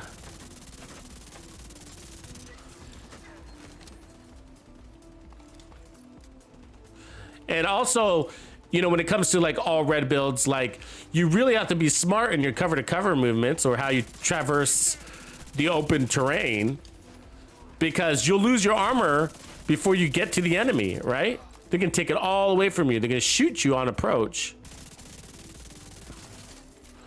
And if you don't have armor regen, armor on kill, or, well, armor on kill is not gonna help you a lot there, because you're not gonna, you know, you might die before you get to the enemies. And so what I'm basically saying is that it's not that you can't do it. I do it all the time, and I can show you. We can put on an all red build, even the same setup, just all red, and it's still a great build. It's actually still one of my favorite builds, as a matter of fact. But what changes is you gotta, the player styles, like, an experience has got to be a little bit higher. You got to have really good flanking patterns and be careful about not taking damage on approach, because if you take all that, if you lose all your armor just walking, you're not gonna have anything left to hold up against the fight. And so basically what ends up happening is you can get stuck in cover the whole time.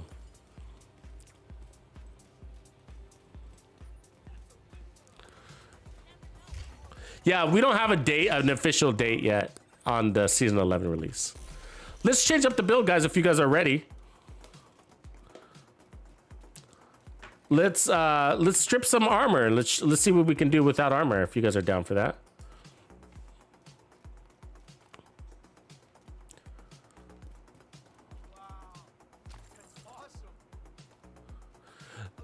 Yeah, no, that's actually one of my favorite builds in the game too, Archangel, the Regulus.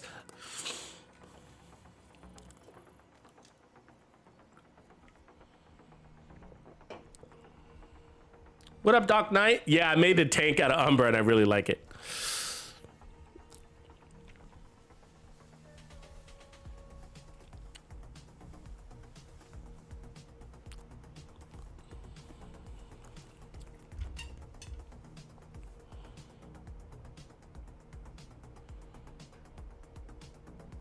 I'm not a big fan of the waveform holster.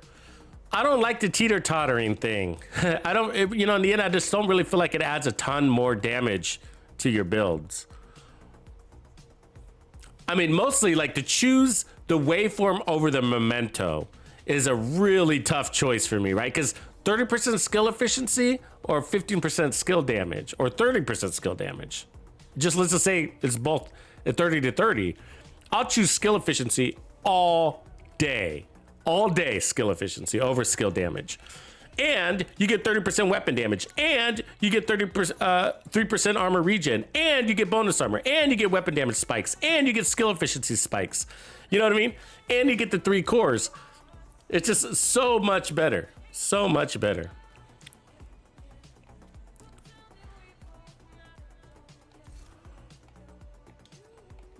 All right, let's see. Let me delete a couple things here. Get pretty full.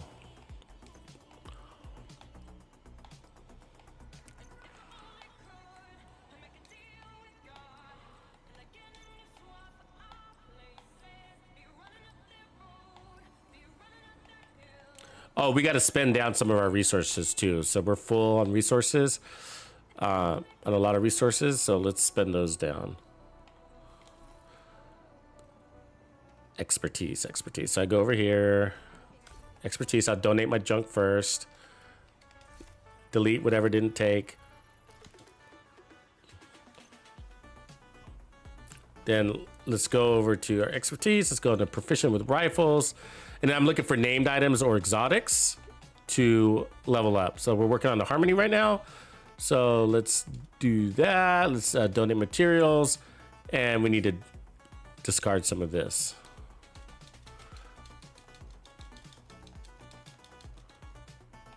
And then a little bit of that.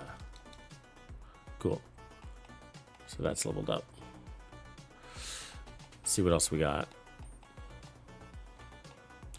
Ruthless is good. Stage left. Surge. Let's try that one. Could just spend down a little bit of this. I don't like to run out of these resources. So spend down a little bit of this. Now that's proficient. And then it looks like that's all I can spend here. See, these are so close that I might just let these go without research. The Virginian, though, probably have to research that. And then we're almost done with the rifles. Just a few more. All right. That's that.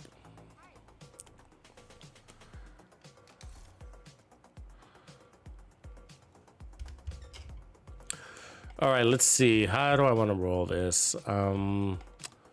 Chess piece.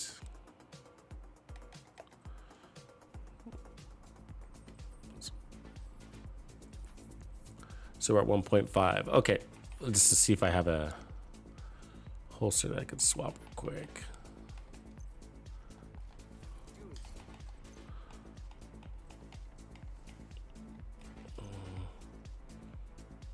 Yeah, let's do that one.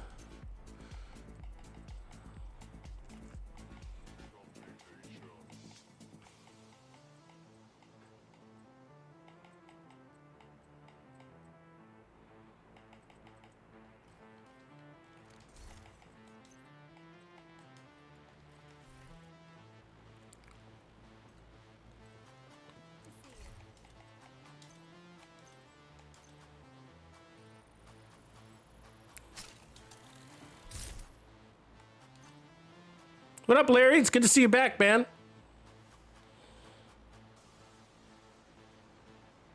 You can, Larry, you don't have to have both healing, but the double heals is a big deal, right? It's a big boost. But no, you absolutely don't have to. No. So like a Banshee Pulse could be good, right? Or a decoy or a deflector. Whatever way you want to go.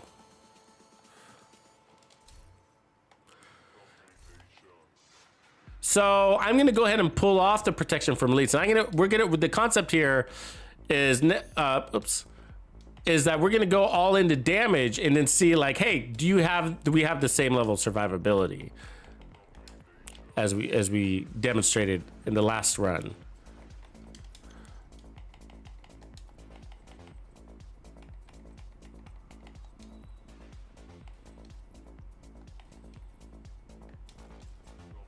There we go. So now this build got way stronger. So we're at 155. So look, we're going to be, the chameleon's going to give us another 50. So that puts us at 205% crit damage. The chest piece gives us another 100. Okay, so we're at a 305% crit damage. And then we're going to get basically 90% weapon damage also. And we already have 6 red cores. So that's like having 12 red cores. The backpack gives us 30% weapon damage bonus when we're at full stacks. That's like another 2 red cores. Okay, so that's where were we at? 6, 12. That's 14 red cores so far, right? We're not done. Every time we pick up a trophy, just one trophy, okay, is going to give us 5% weapon damage per red core. And we got 6 of them. So that's 30% weapon damage. So a single trophy is like adding another 2 red cores, putting us at 14 total red cores. So we're almost always running around with at least 14 red cores on this build. Insane. And then the striker shield buffs us by 11%, which is almost a single red core per enemy. Right? So now we got to watch the shield. We got to play a lot. We're going to have to play a lot faster with this one. That's how we're going to have to compensate. We're going to have to be faster, move smarter, because our shield can break really easy. Yeah, Haywood's right. So when it comes to materials for leveling up your expertise system, it's the printer filament is the fastest way to do it. You get more per printer filament donation than you do anything else. Once you get to level 13, you need to start doing research is basically the deal.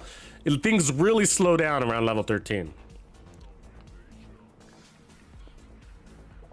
Because I didn't do any research on anything until I got to about level 13. I was just kind of passively donating my junk, and I was just cool with that. Now I'm to the point where I'm just kind of like, okay, I'm kind of over it. Let's just get this over with. Okay, so here we are. So basically 305% crit damage, no armor except for the 1 core off of our backpack. And then everything else is the same. So let's see how we do. Remember, we do have armor regen on this build. Okay, 40% armor regen is 8% over 5 seconds, which is like having 8% armor regen per second. But you can only get it when you're in cover. And then we're gonna have the 3% armor regen from the backpack when we have all of our stacks.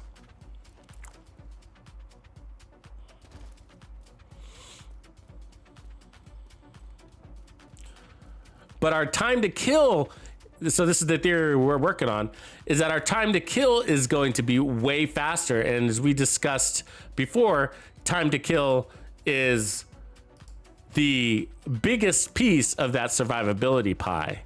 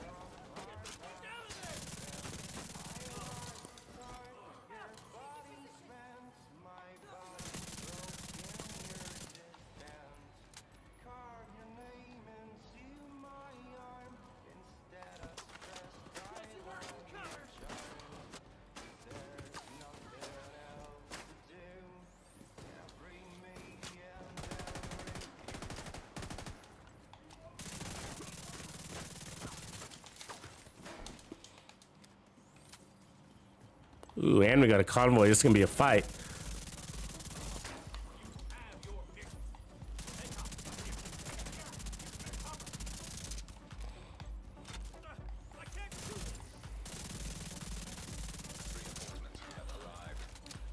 Oh, that bastard.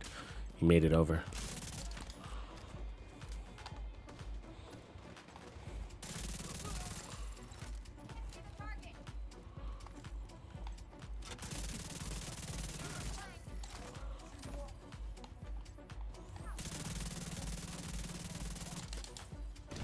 Oh, come on. I dove out of the way, right? God, the blast radius on that fire grenade is unreal.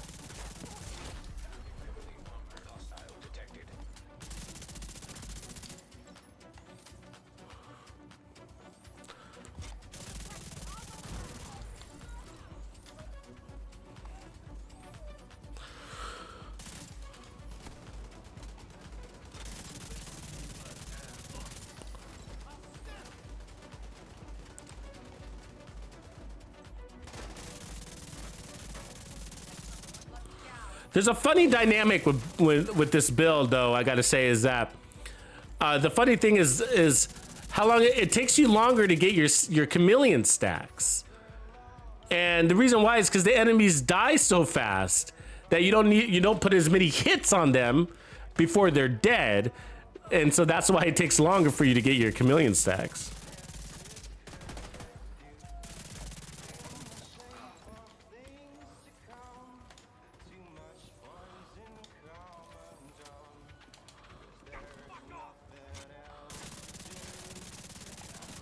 Hold still, dude. Damn it.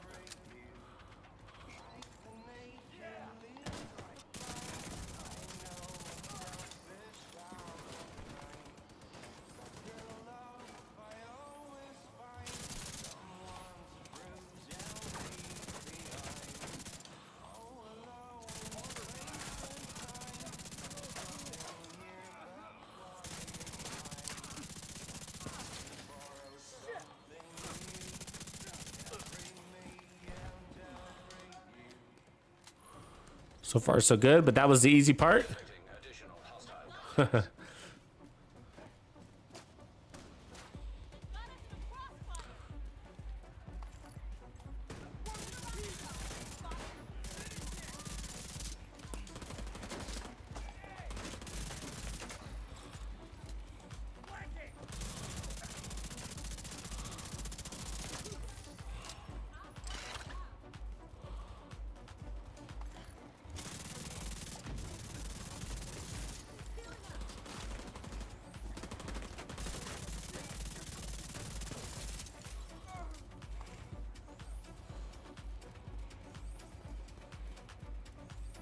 A lot of it's about getting the jump on the enemies, shoot first, basically, right?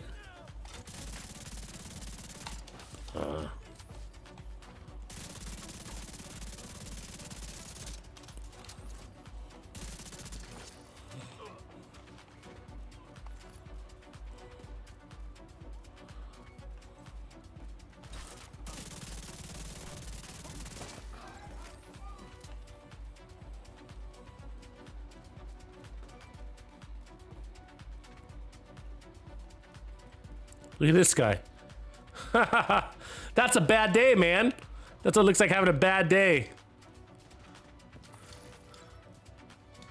Yeah, so much faster and a lot of survivability. We just can't do the same things, right? And we haven't gotten ourselves into that situation yet where we have had to jump in a mob of enemies like we were doing earlier. But the reason is, like, it's not...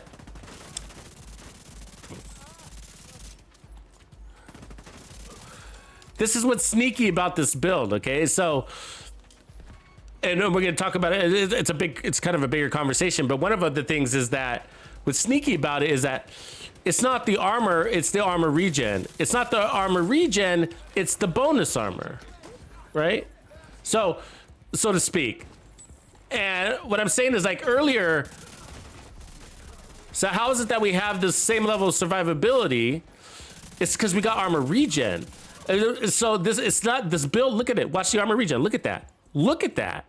That's incredible. That's incredible. That's what's unique about Umbra Initiative and why it's one of my favorite builds in the game, because even if I don't run any armor like right now, I have incredible armor regen. Fastest in the game, as a matter of fact, right? There's nothing that gives you that kind of armor regen in this game. Nothing. And the best part about it, what's really, really unique, okay, is that, and I just put out a video on this, is that armor regen requires high amounts of armor to be worth a damn, except for Umbra Initiative. Ooh, something hit me. Oh, I didn't see him right there. Fuck. And so those are some sticking points right there. It's good situational awareness. You got to know when there's somebody behind you. Please don't do that. Fuck, I hate when they do that, bro. You know what I mean? They're just wasting my time.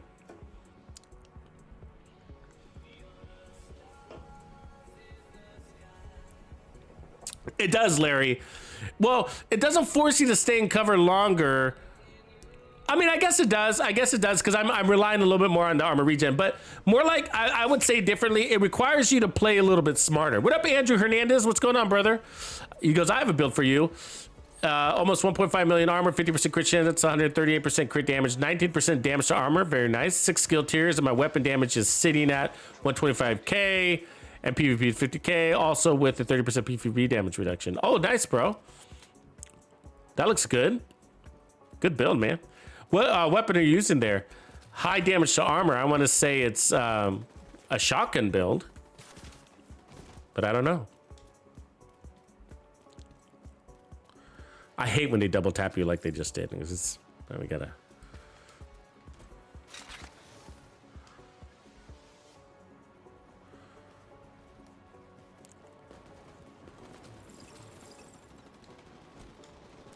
So, and that's also the forgiveness thing too, right? Like it didn't take much for him to kill me, to drop me down, where if I was running the other build, the one with the 1.5 million armor, there's forgiveness with it.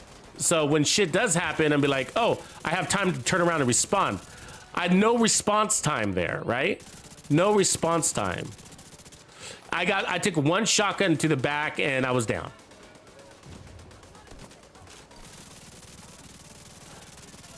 Maybe it was 2 shots, I don't know, but I didn't notice he was there and I didn't have time to respond, I'll tell you that much.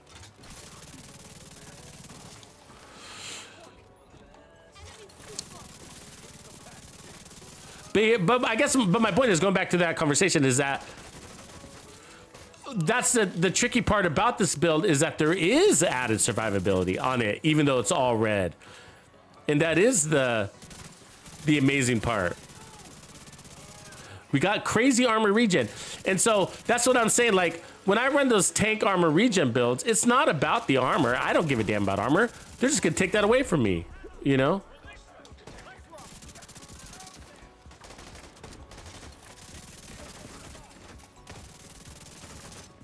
Gotta watch the shield, okay? Because that's your sticking point.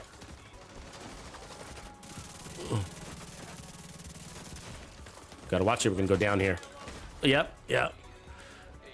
And so that's so the you see, I was taking damage to the back while I'm having to watch my shield and making sure it doesn't break, right? Where the other build allowed us to take damage from 360 degrees and kill everybody. Oh, right on, Andrew. Yeah, the capacitor. Okay, I was wondering how you were getting such high damage to armor. The capacitor does that.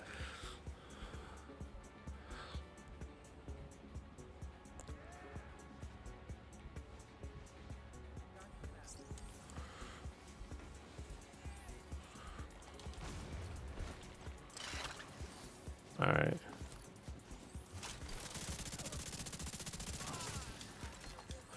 Yeah, so basically, I have to adapt my gameplay style to certain situations, where the other one was so forgiving that you don't. I could be equally aggressive basically in any situation because I have the resistance along with the recovery.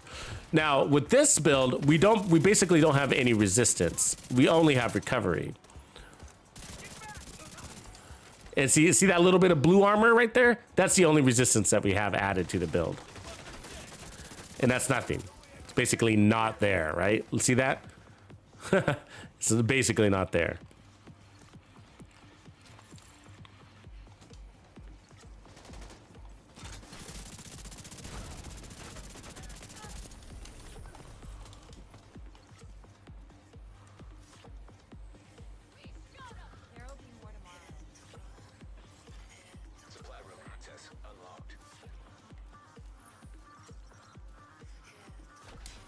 Actually, it's fast travel.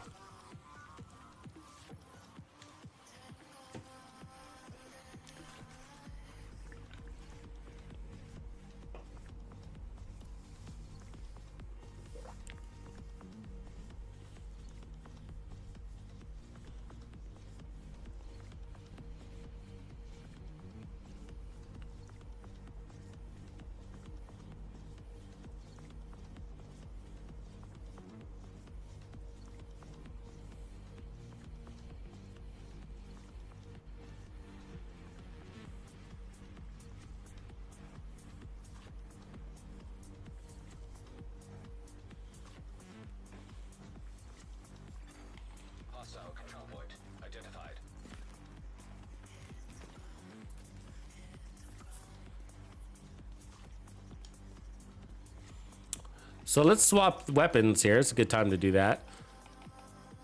So I got the FAMAS, the CTAR. Let's do the CTAR. See where we at crit wise with that. 40. So the downside is that like you're gonna have to add crit chance, right? Where the chameleon brought all that for you. So crit chance. Really good weapon though. What are we missing here? Large mag. It's been a while since I run a CTAR.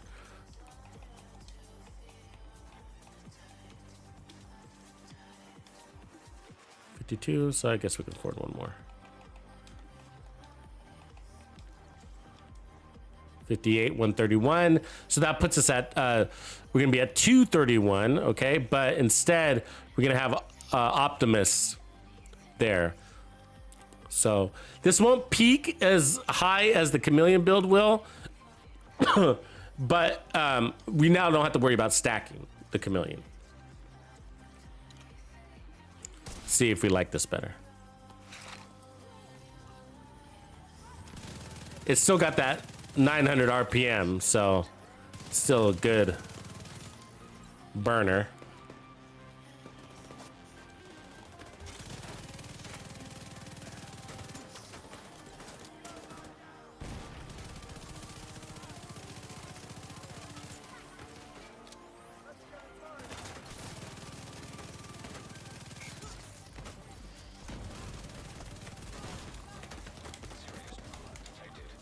Gonna heal up from that.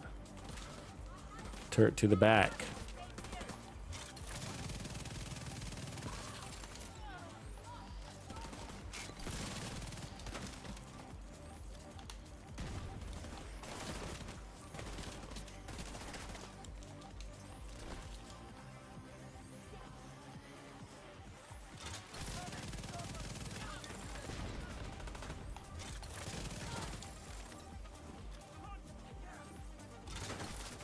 Damn, they were fast. They already came out.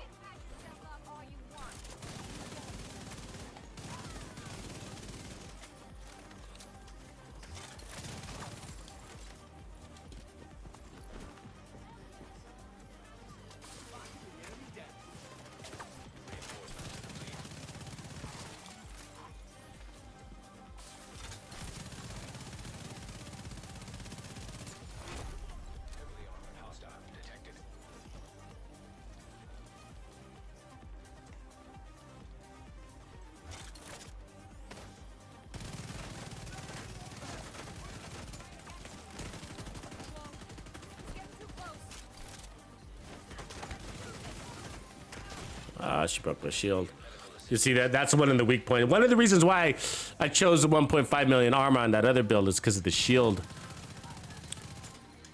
Get some good life from that buff.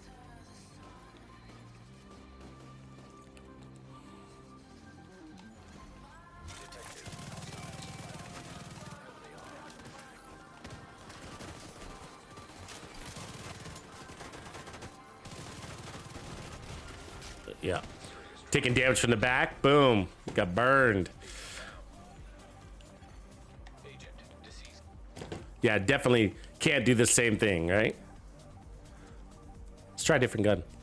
That one felt alright. It was alright. I like the chameleon better.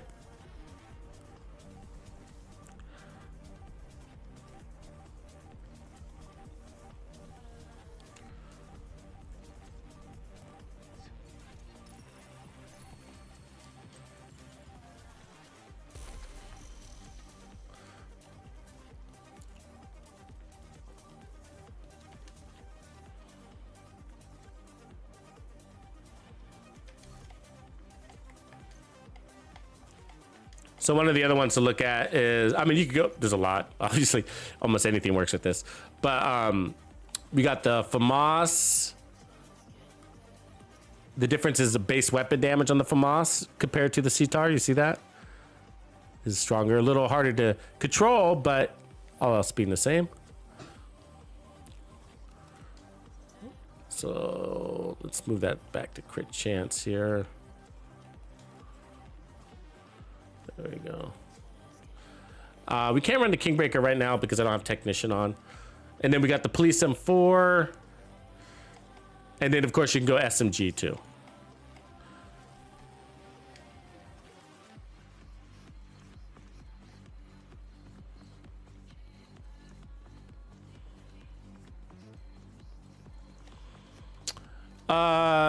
Yeah, I lost my armor regen stats, but it'd be 3%, so it'd be about 30,000. Just under 30,000 here. And that'd be from the memento. That's the only thing that would report. Okay, and then you're getting 0.8% armor regen back, which is really 40% armor regen over 5 seconds, which is 8% armor back per second.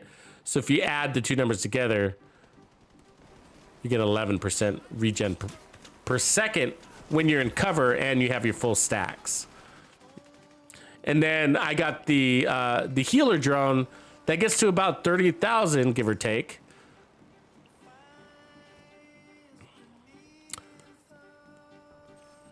So 8% of this would be basically 80,000 regen per second, give or take, right? So 80,000 regen per second plus 30,000 from the backpack.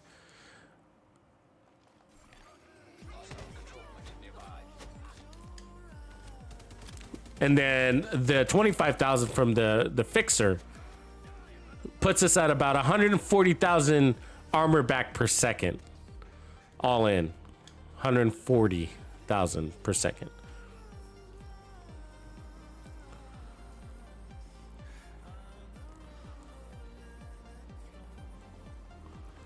Gonna play nice and aggressive.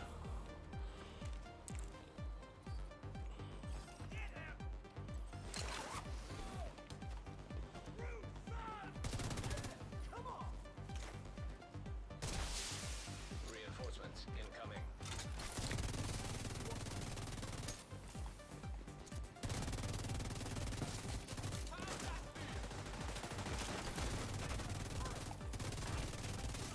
Oh, you jerk.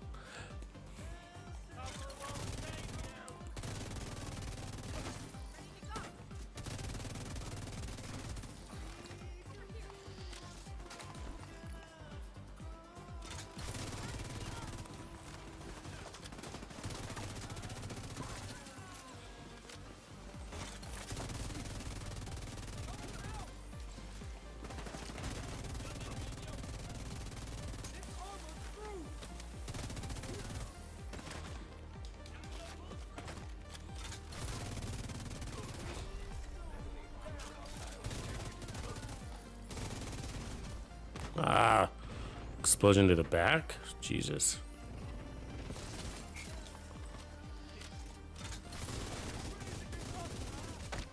Ah, quit punching me.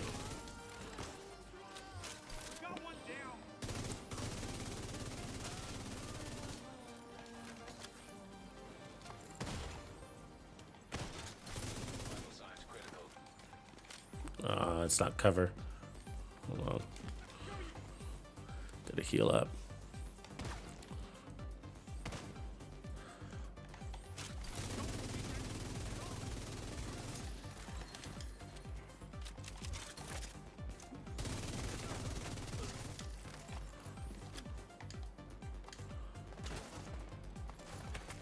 Detecting additional hostile contacts.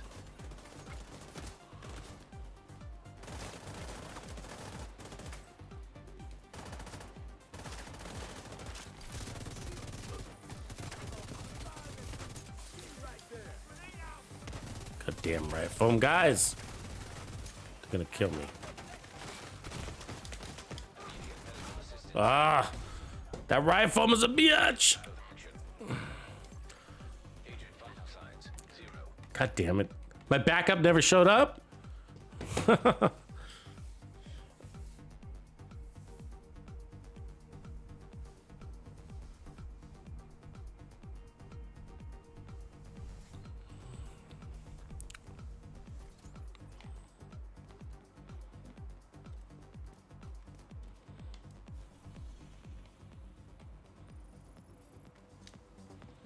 Yeah, it really is. I mean, I'd rather catch on fire than be in riot foam. I'd rather.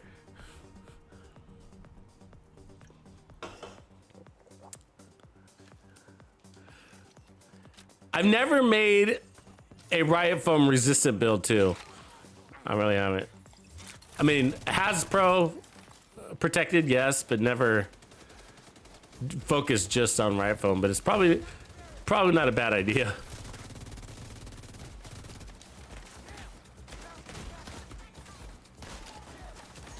Damn, they're everywhere now.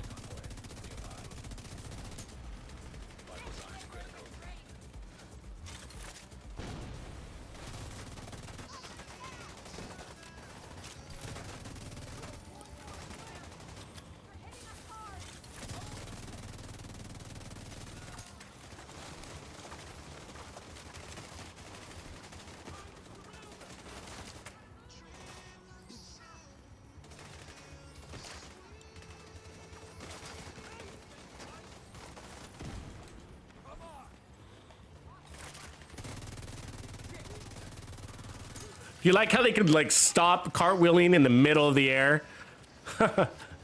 Cheaters. They go into a cartwheel and then they stop in the middle of the air, you know? It's like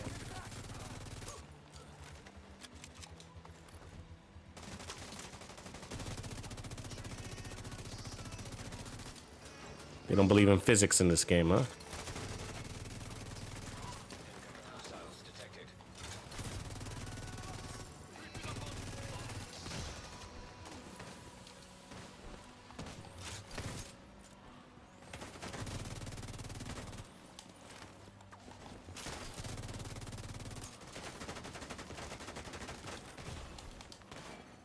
Serious trauma detected.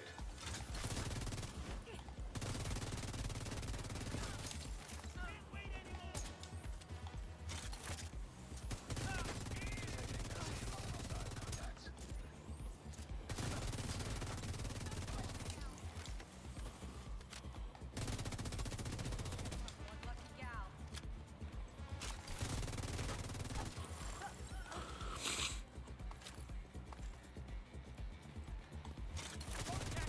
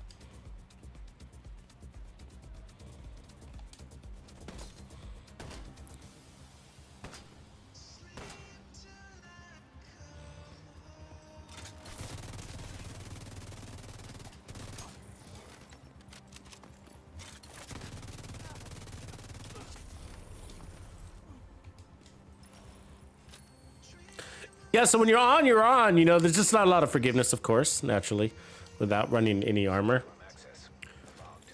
So you're gonna have to be careful how much exposure you give to your backside.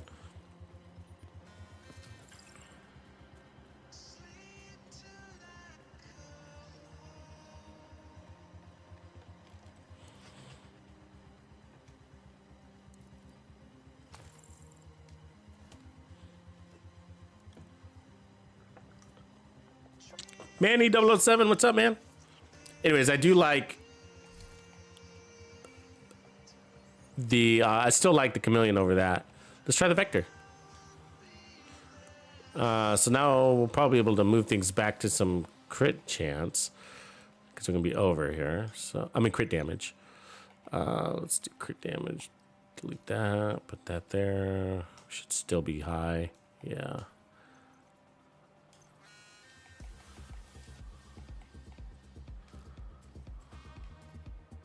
Still high. Oh, that's the wrong vector. Did I grab the other one? Yeah, the Dark Winter. We want the Dark Winter. So Dark Winter is going to give us another 50% crit damage. That'll mean a lot.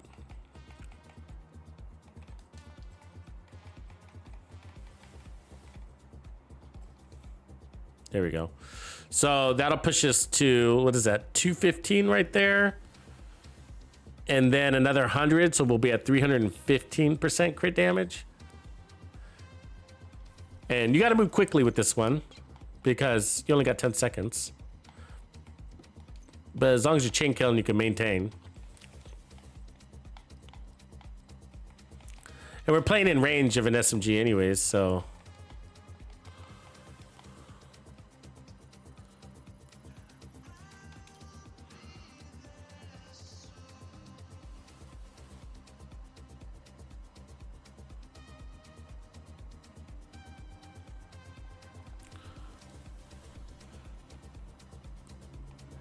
Yeah, Steffi, like, I've used the FAMAS, like, I was trying to use the FAMAS more a couple of months ago, you know, just because I do know it does so well in the burst category of things when it comes to damage. But, you know, I still just like my Police M4 better. It doesn't have as much upfront kick, and I like that. I just like the Police M4 better. You know, I just do. I know the FAMAS is stronger on paper, but I perform just as good with my Police M4. And then I would choose the Kingbreaker over the FAMAS, you know.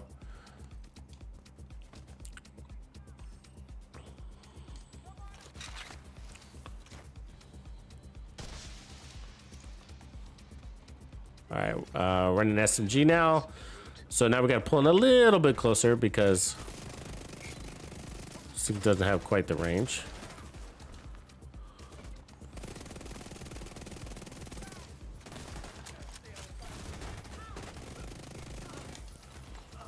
The RPMs are going to be crazy though, huh? Uh-oh, big guy.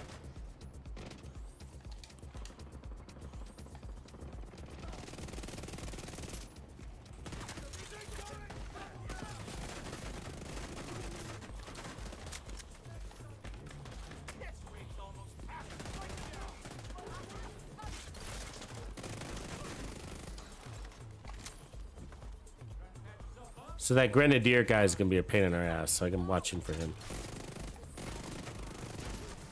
See that? Immediate medical assistance needed. Turn!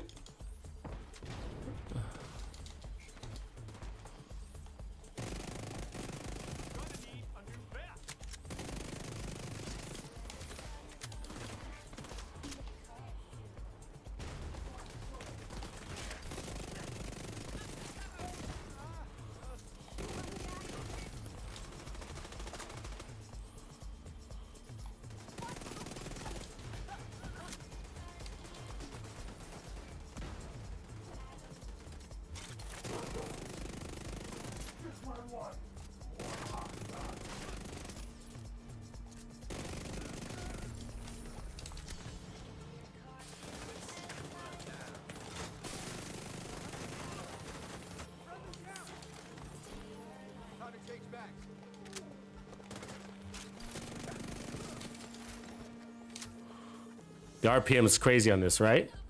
Let's see what it is. 1531 RPM. 1531. That's insane.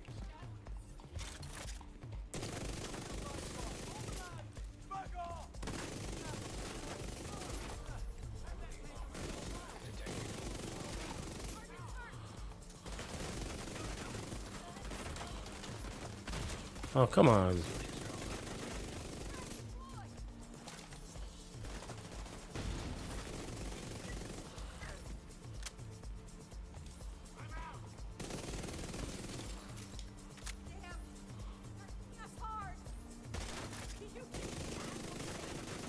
Ah, I missed a lot of the shots.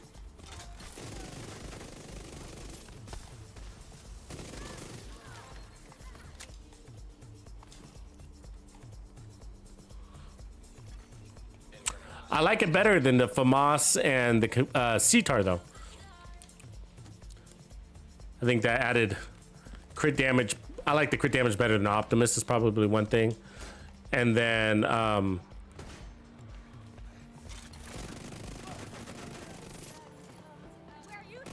RPMs is just an insane ad, right? You gotta be careful how much you miss though, because that's a lot of expenditure of ammo.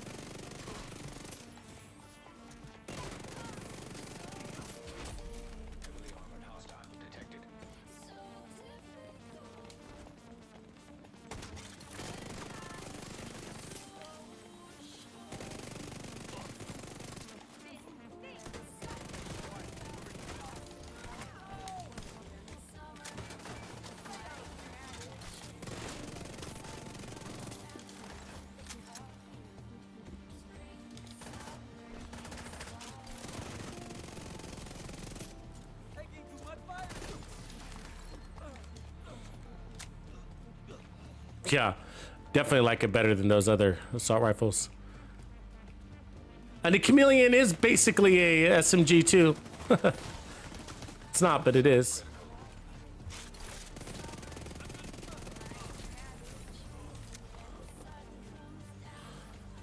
Yeah, that was good. So we're running an all red Umbra. So really sort of just for comparison's sakes, of course you can run an all red Umbra. Of course you can. You just gotta play a little bit more smart, play a little bit more fast. Watch your angles, especially. That's the biggest deal, is you just gotta watch those angles. But where we started was with 1.5 million armor, and I gotta tell you, like, I felt, you know, just as godly on the damage side, guys. I really did. Which is weird, right? I know. I mean, this build is running right now, basically. Well, think about it. It's actually not that much if you think about it, right?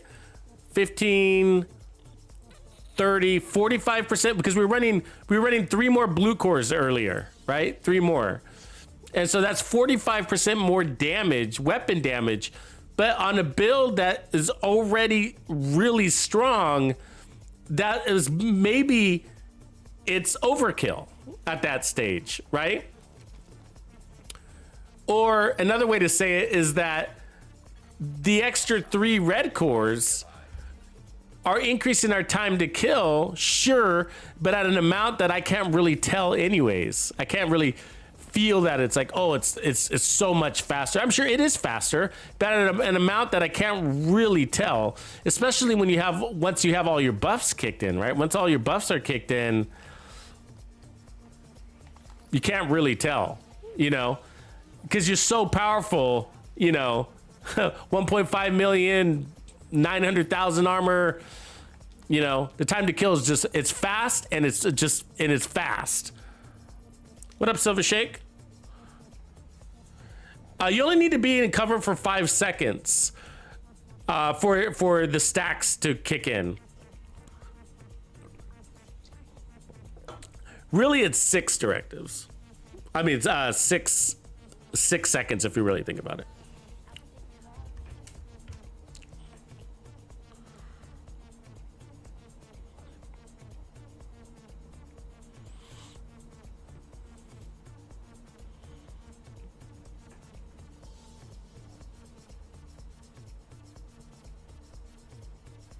I mean, it's not my favorite to use for legendary. It does work in legendary though. I prefer the striker for legendary, but for heroic I prefer Umbra over striker. So I'm gonna put back the build back to where we had it, and we also had protection from elites where now we don't. So let's put back on the original build, which I do got to say I like better. But the weapon is up to you. That Dark Winter felt great. Great backup weapon, in either case. Or primary if you decide. Get rid of some of this stuff here.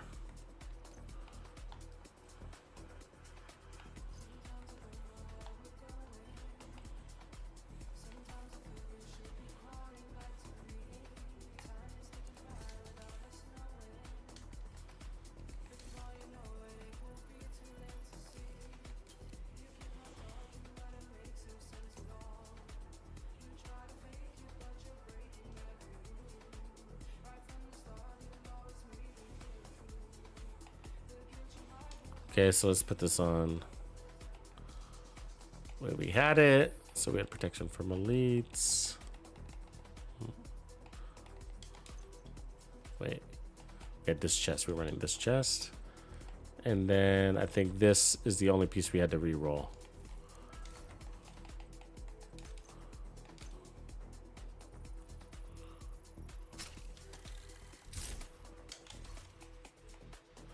And then we had protection from elites here. So this is the original build. I think we're at 370. Yeah. So we're going to be at, we can get 50% crit damage from the gun. So that puts us at 170. And then 100% crit damage from the gear set puts us at 270. And then we can get 90% weapon damage from the gun also, plus 30% weapon damage from the backpack, and it goes up and up and up. I need to put the armor back here on the mask.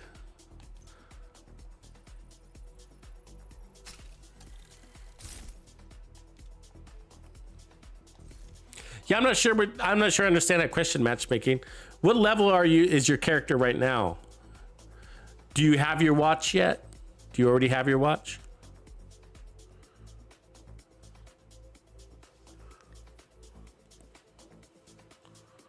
Yeah, you got it right, Dubsta. I like the way you said it. The best thing with this game is the best build is your favorite build. Exactly. The best build is the one that, and your favorite build is usually the one where you're performing really well too, right?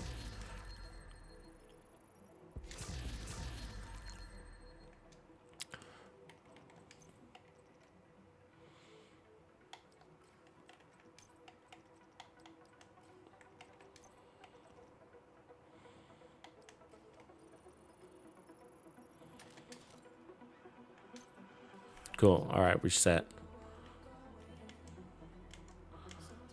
If you're looking at for the farming today, it's not a bad day. You got Brazos up here in that sector.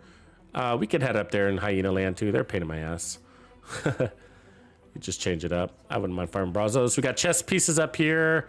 Eclipse, all good gear. Here's Umbra here in Roosevelt Island. Need that. True Patriot. Yeah, it's not a bad map today. Not a bad map today. Wyvern, not that useful nowadays, but it's all right to have one good piece of Wyvern somewhere. And then Alp Summit. Let's head up to this zone.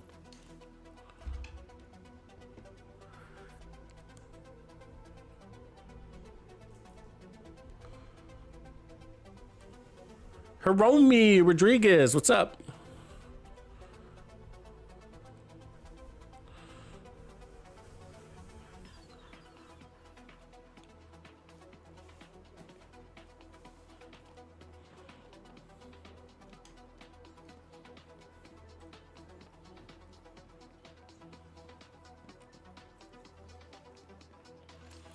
Yeah, basically, like when you got to get to level 40, right? That's the grind.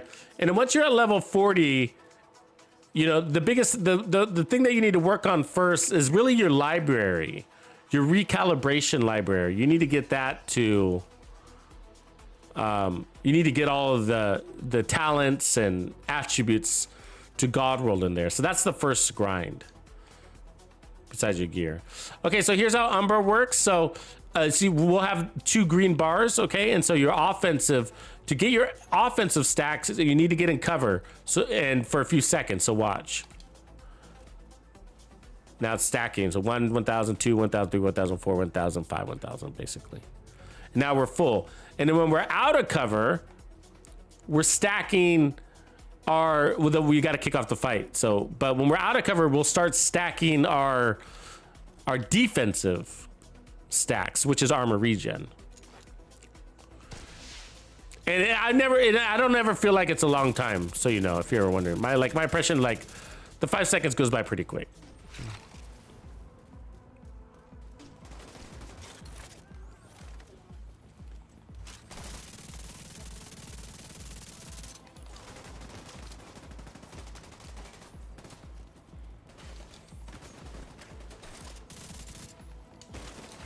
Gotta watch that turret. I forgot about that.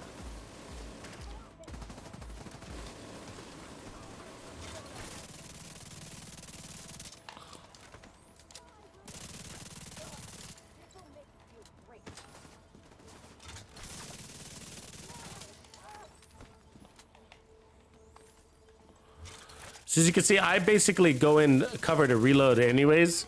It's kind of a good habit to have. Oh, fuck you, grenade. The back.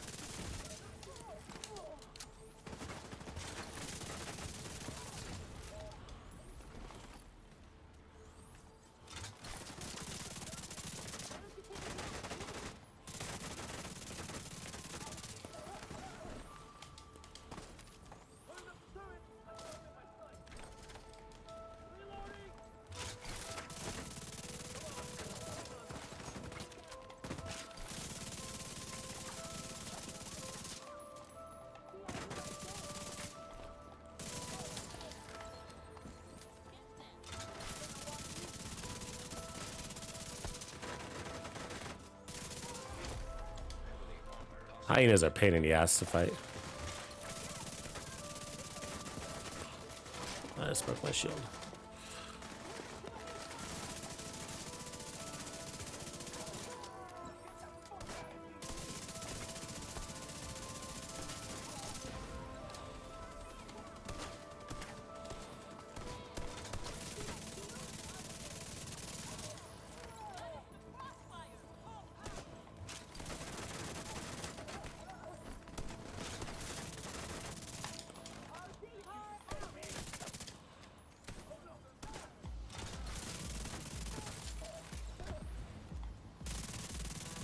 Oh, come on, you can't run that fast.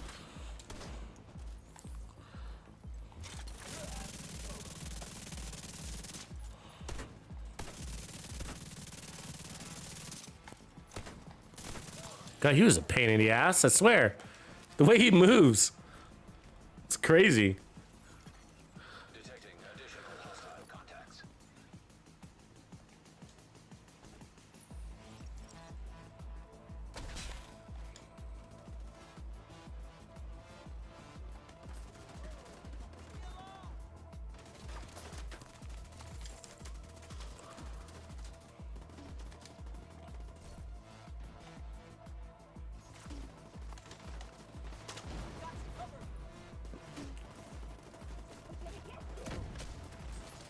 Nice explosion. You see that hit? Right on target.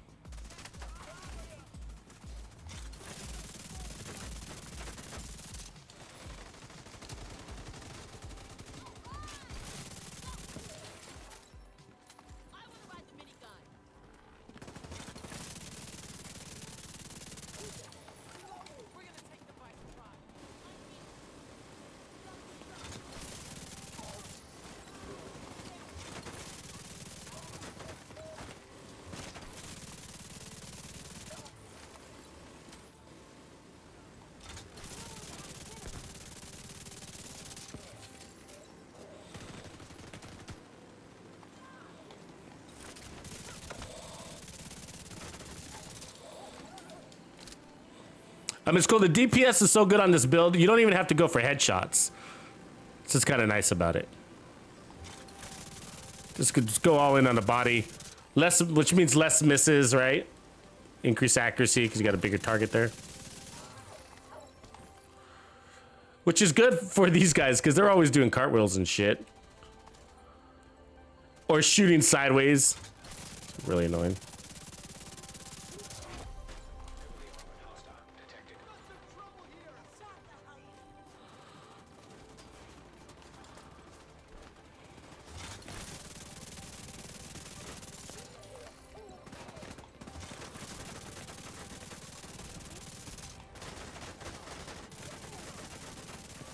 Easy boss kill, easy.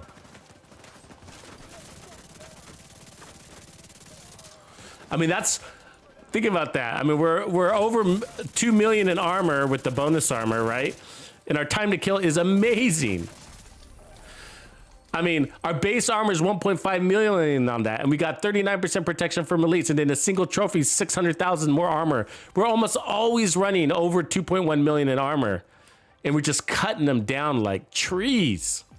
Weak trees. Trees made out of butter. And our chainsaw is a hot fucking knife.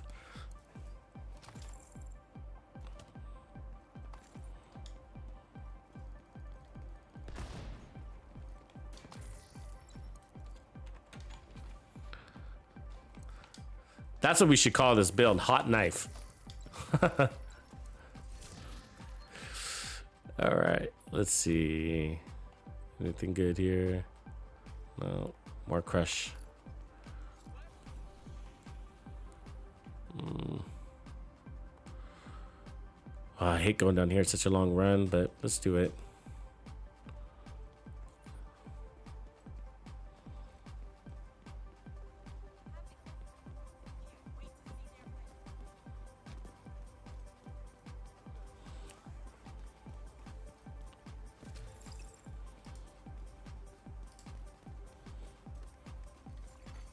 Detected.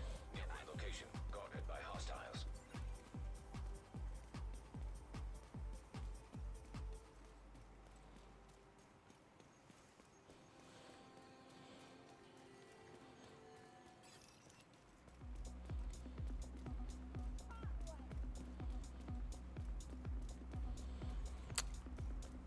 Yeah, that's good, Luminous. I see your build. I think the Sokolov, One Piece Sokolov is going to be real attractive with that Ninja Bike backpack whenever we get it. Because One Piece Sokolov is going to give you that SMG damage, of course, and then you're going to get the crit damage off of it as well.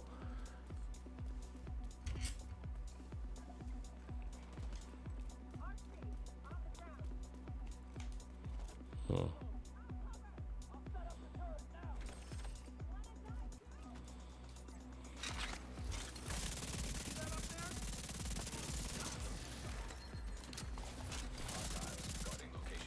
That gets annoying.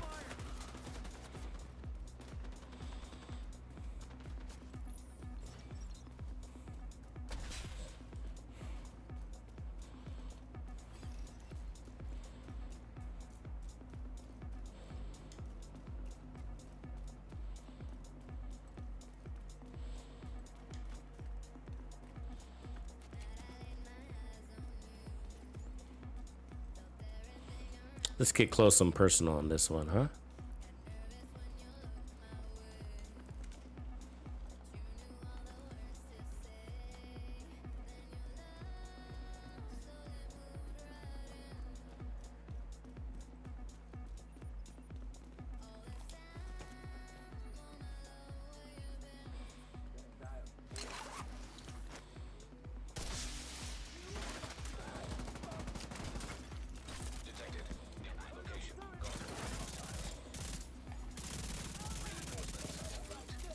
Damn.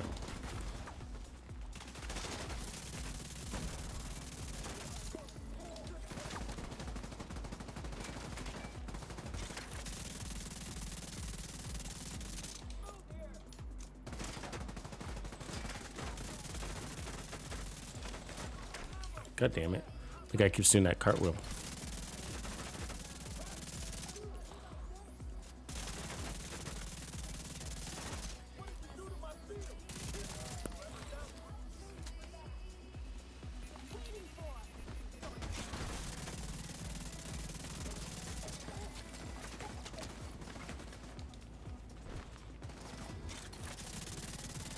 Oh, I thought that was that car.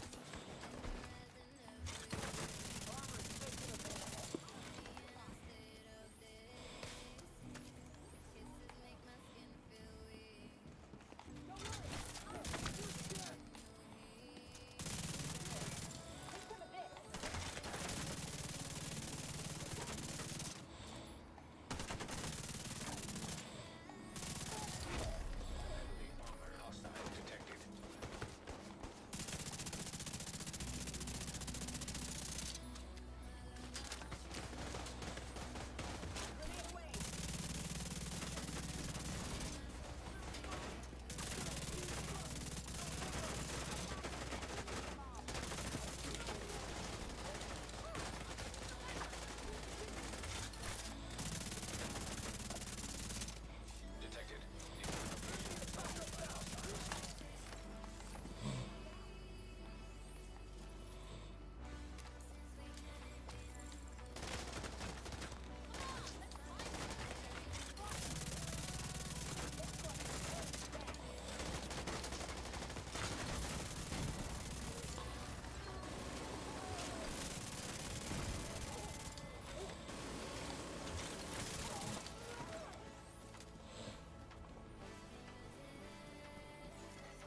Incoming hostiles detected.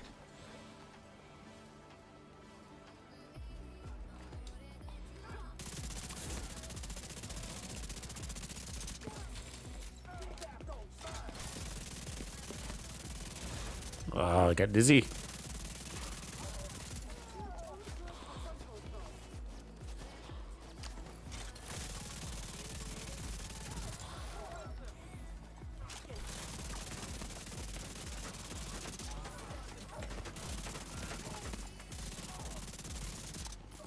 Fucking hate that green shit.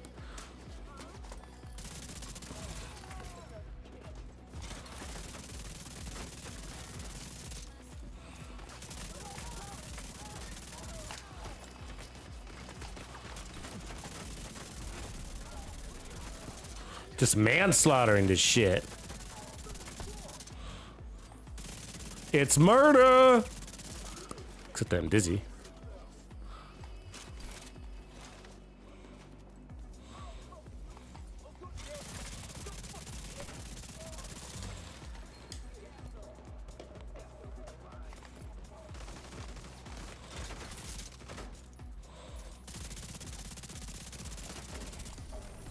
Yeah, it felt great. Nice and aggressive, fast, clear, high survivability. What up, Lorenzo?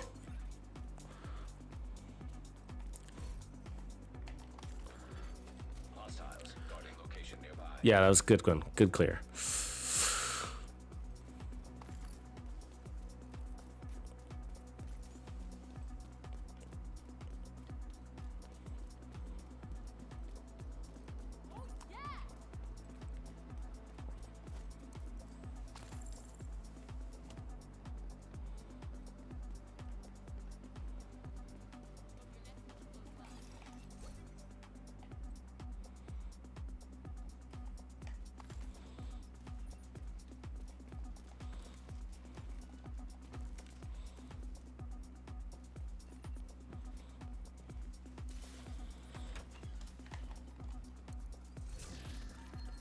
Some golden knees. Let's see, anything good? Nope. Of course not.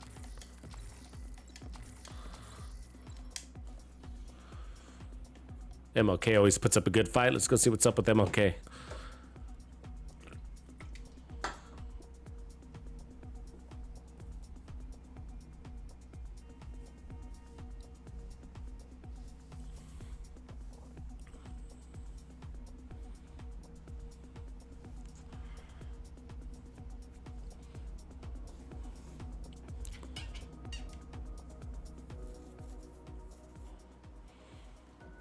Yeah, so the backpack is also a really good option.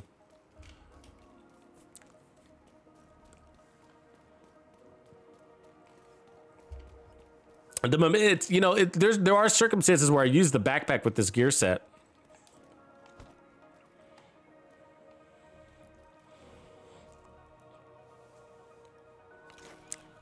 Actually, I got a legendary build using this where I do that.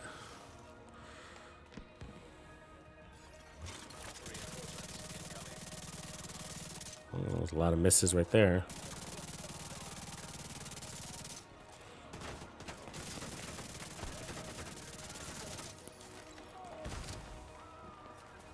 Oh, coming up our backside, looks like.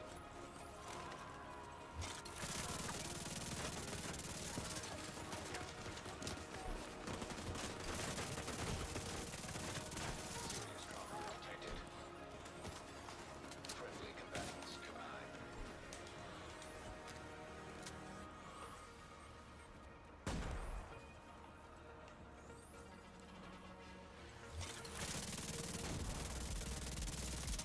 Hard to see.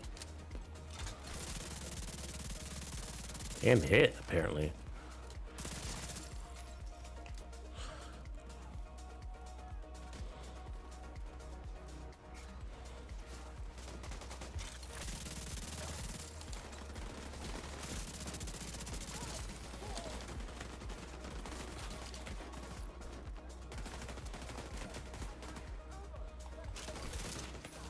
Ah, I forgot to reload.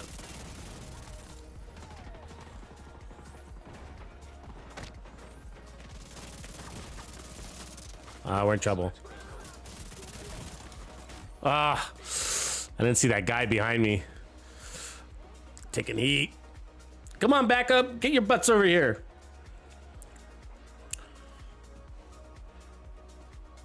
Oh, 94 meters out. Are you seeing that? Jesus.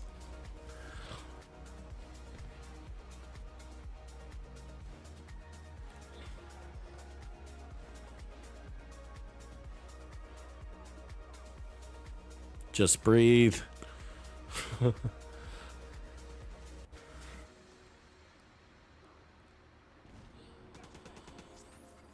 Please don't melee him. God damn it.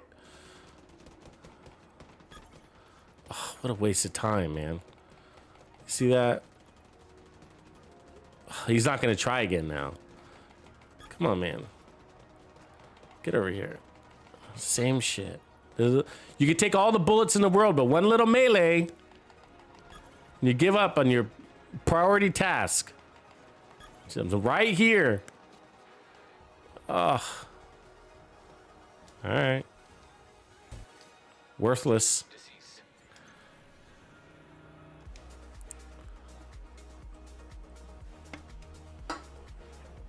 It's all right. With this build, like, it's a pretty amazing. Like, in some builds, you know, it's kind of annoying when you lose your memento stacks. You're like, oh man, I'm gonna feel weak. But with this one, I don't really get that vibe. There's enough damage to go around where the memento stacks are just a nice little bonus. Well, that's a pretty good time to kill right there. No mementos.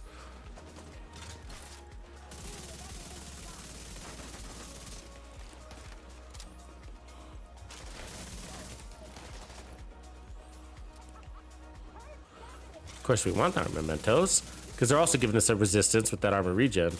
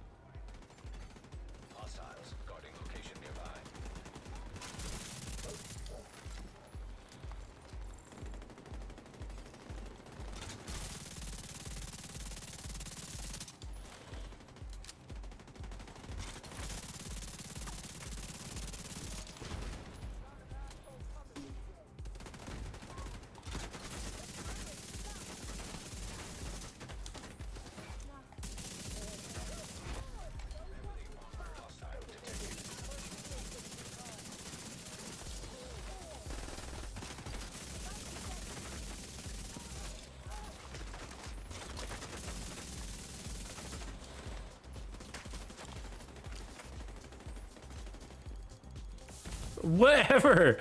I totally outran that thing.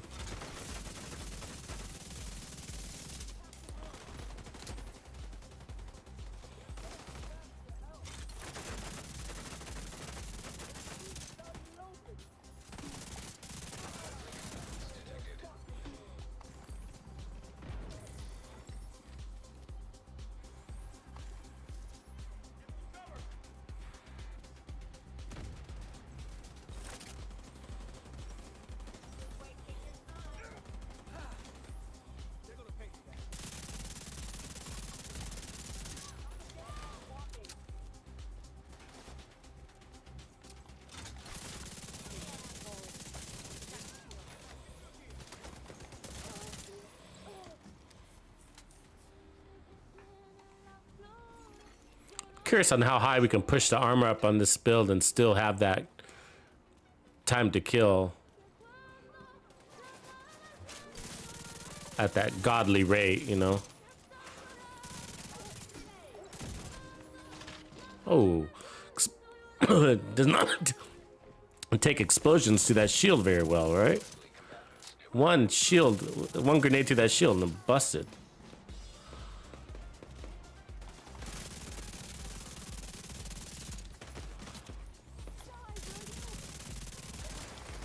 Go no shield for a while.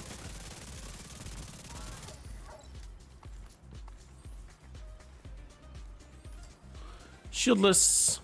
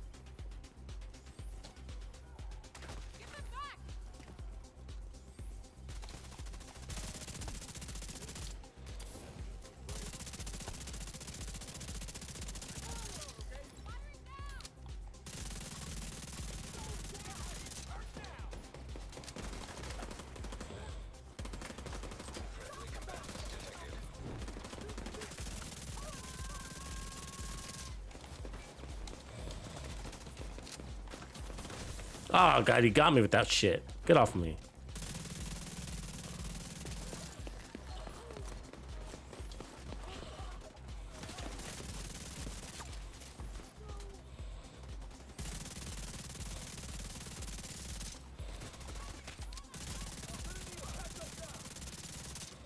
Fucking shield, man. There we go.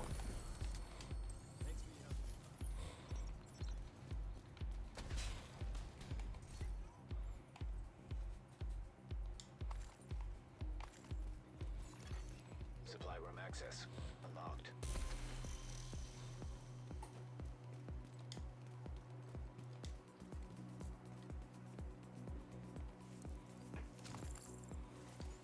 Yeah, this is the Umber tank build, and then I'm gonna run shieldless for a while to kind of show what it can do.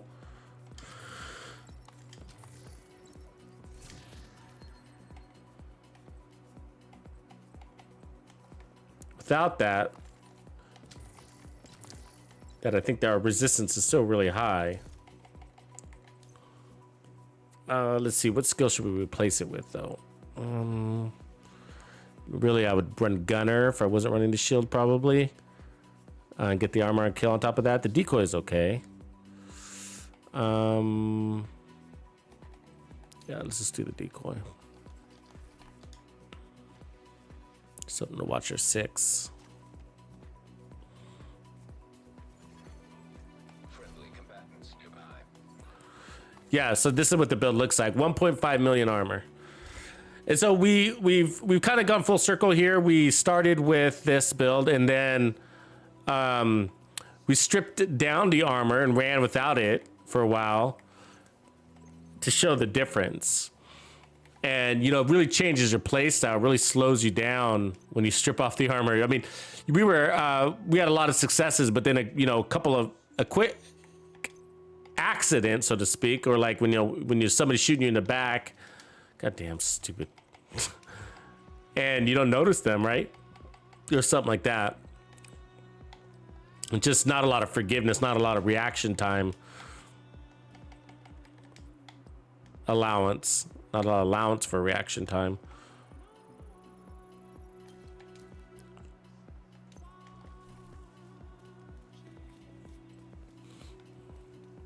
Yeah, the defender drone would be good too, except I have I needed some sort of heals. The regen is helpful, but they have the passive heals underneath the bonus armor. So we got the regen from the backpack, and then regen from the set, and then I'm using the heals to kind of sort of heal through some of the damage while we're going. But yeah, the defender would work also. That would add to that protection from elites nicely too. I like that defender drone with that. I'm trying to avoid these street fights. They're wasting my time.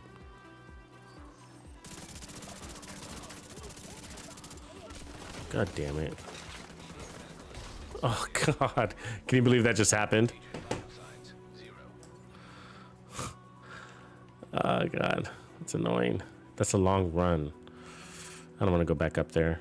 Let's go over here. Yeah, no, I would do the Banshee. It's just that I don't have... The reality is, if I wasn't running the shield, I would run Gunner. I could put that on, actually. Why don't I just go do that? What up, Bruce?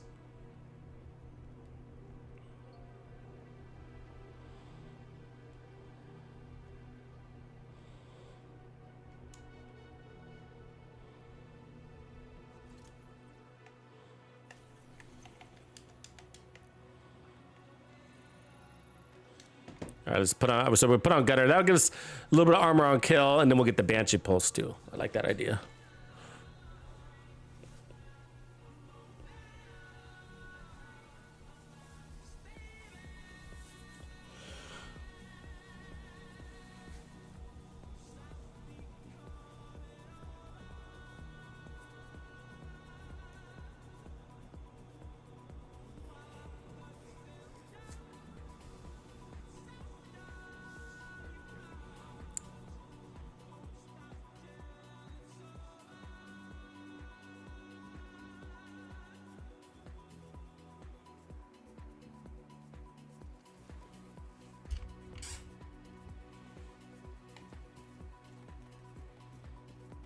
Yeah, you don't have to have the protection elites. It's just another layer.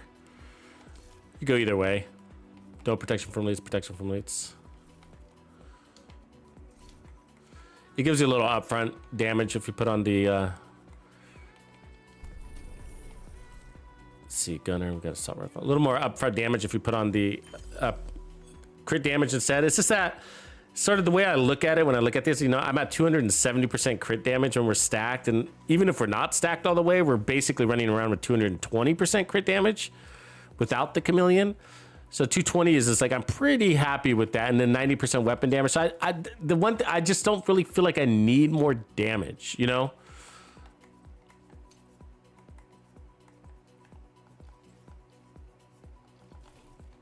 That's sort of the point of the build. I'm like, hey, we got so much damage. Why not load it up with some more defense? And then what does that do? Well, it gives me the ability to play this way. But yeah, either way, you can still load up more damage. Where's your balance there, right? Where's your balance? I mean, I know I can strip away the protection from elites and, what would change? I'd go a little bit more towards the time to kill. What difference in time to kill would it make, though? I wonder how many seconds faster.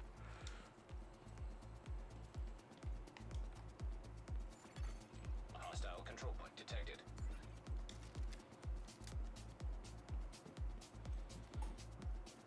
All right, yeah, so here's our shieldless gameplay. Otherwise, let's demonstrate what this bad boy can do without that. Some people are really against shields. I'm not a big fan of them myself, to tell you the truth. Really not. They're clunky to get caught on shit. Well, oh, the worst thing is when your shield breaks, right? Like, Jesus, boy, do you regret running the shield when it breaks.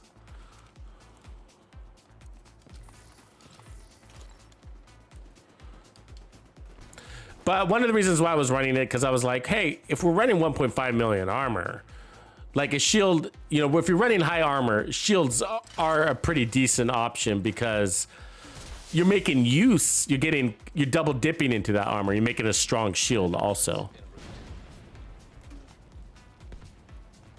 Oh, shit.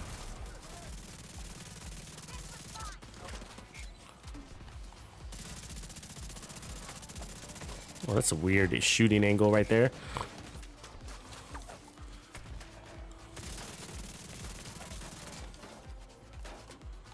Let's pull around these guys.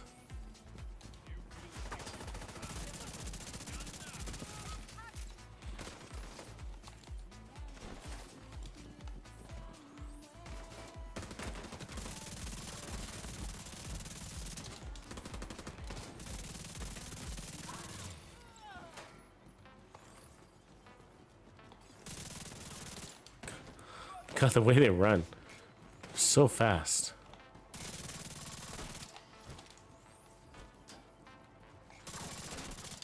There we go.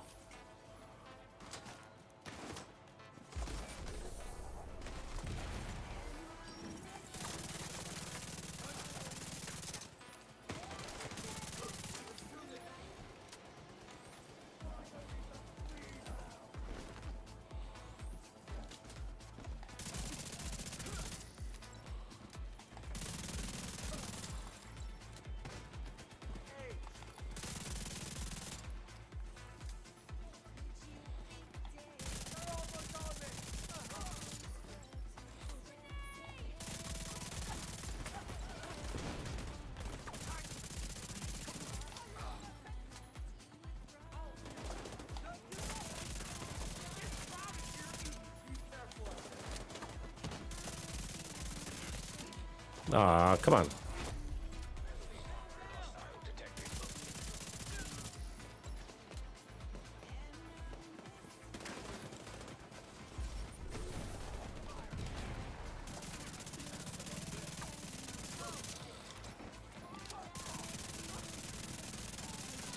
Here goes the boss.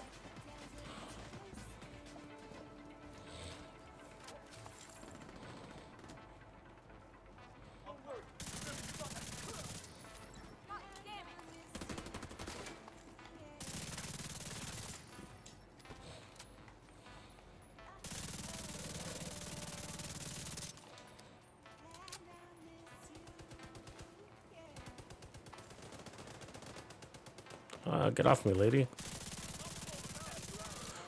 Just kill him so I don't have to. Come on.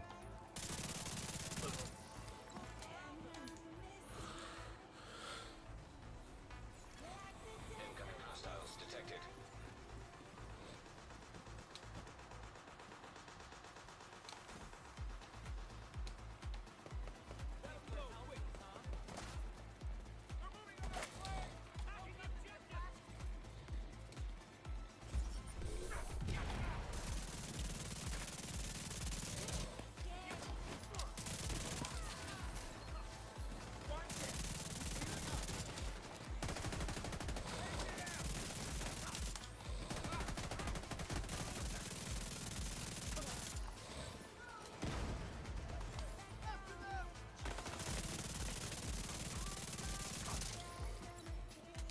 I'll take it.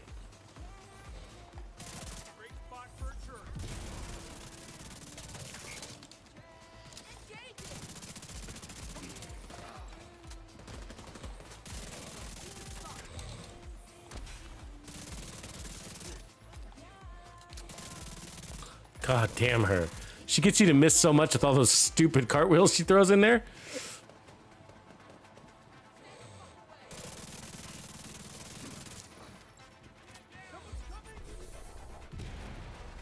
Oh, I missed it.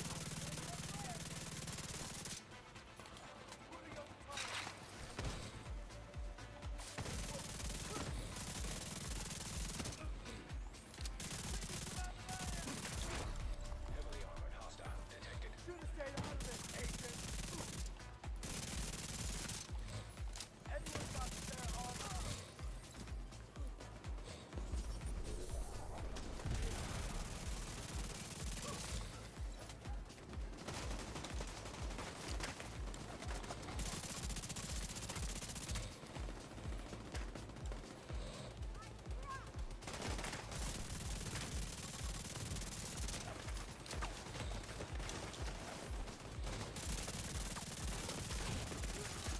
Serious trauma detected.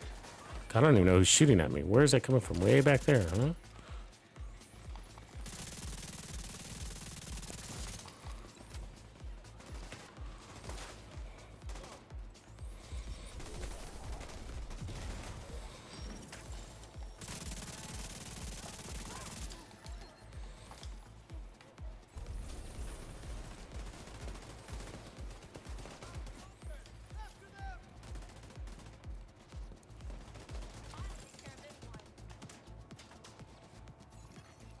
Supply room access unlocked.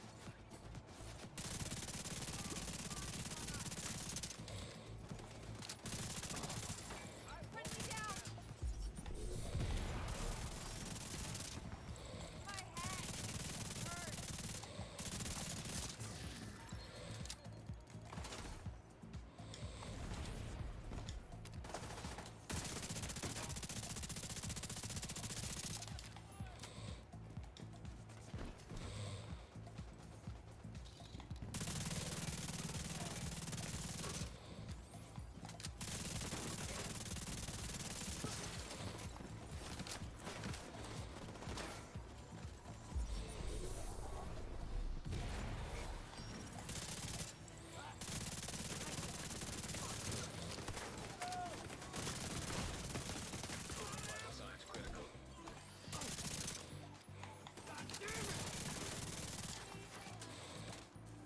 It's the movement speed, you know. It just that's the benefit of dropping the shield. The trade-off is you're moving faster, more tucking and rolling happening. Oh fuck! I missed that. Yeah, that was a fatal error right there. Agent find. I let that pulse go too quick.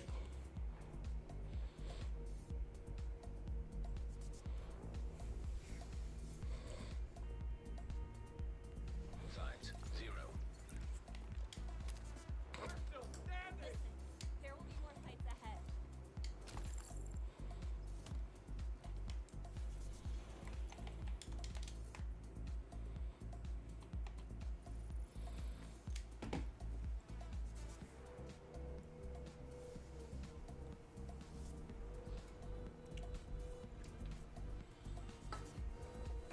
Hopefully we get some news over the next couple of days on when season 11 is going to drop. But you know how they are.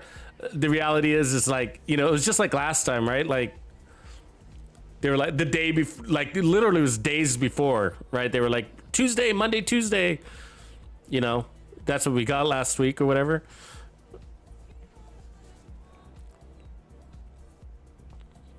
And so the sad part is we're probably not going to get an update until like it's right about to drop. And I sort of get why they want to be sure, but they don't want to have to extend it again. Cool, but all right, I think I'm done with this build. I think we've got it to where it needs to be. Shield or no shield. Tons of fun. And then, you know, adjust it to your playstyle. If you want more crit damage or you want to run a little bit less armor, you can do it. You can probably run more armor too. Either way. And then we tried a few guns. I just kind of came back to the Chameleon or the Vector because we were playing in that distance.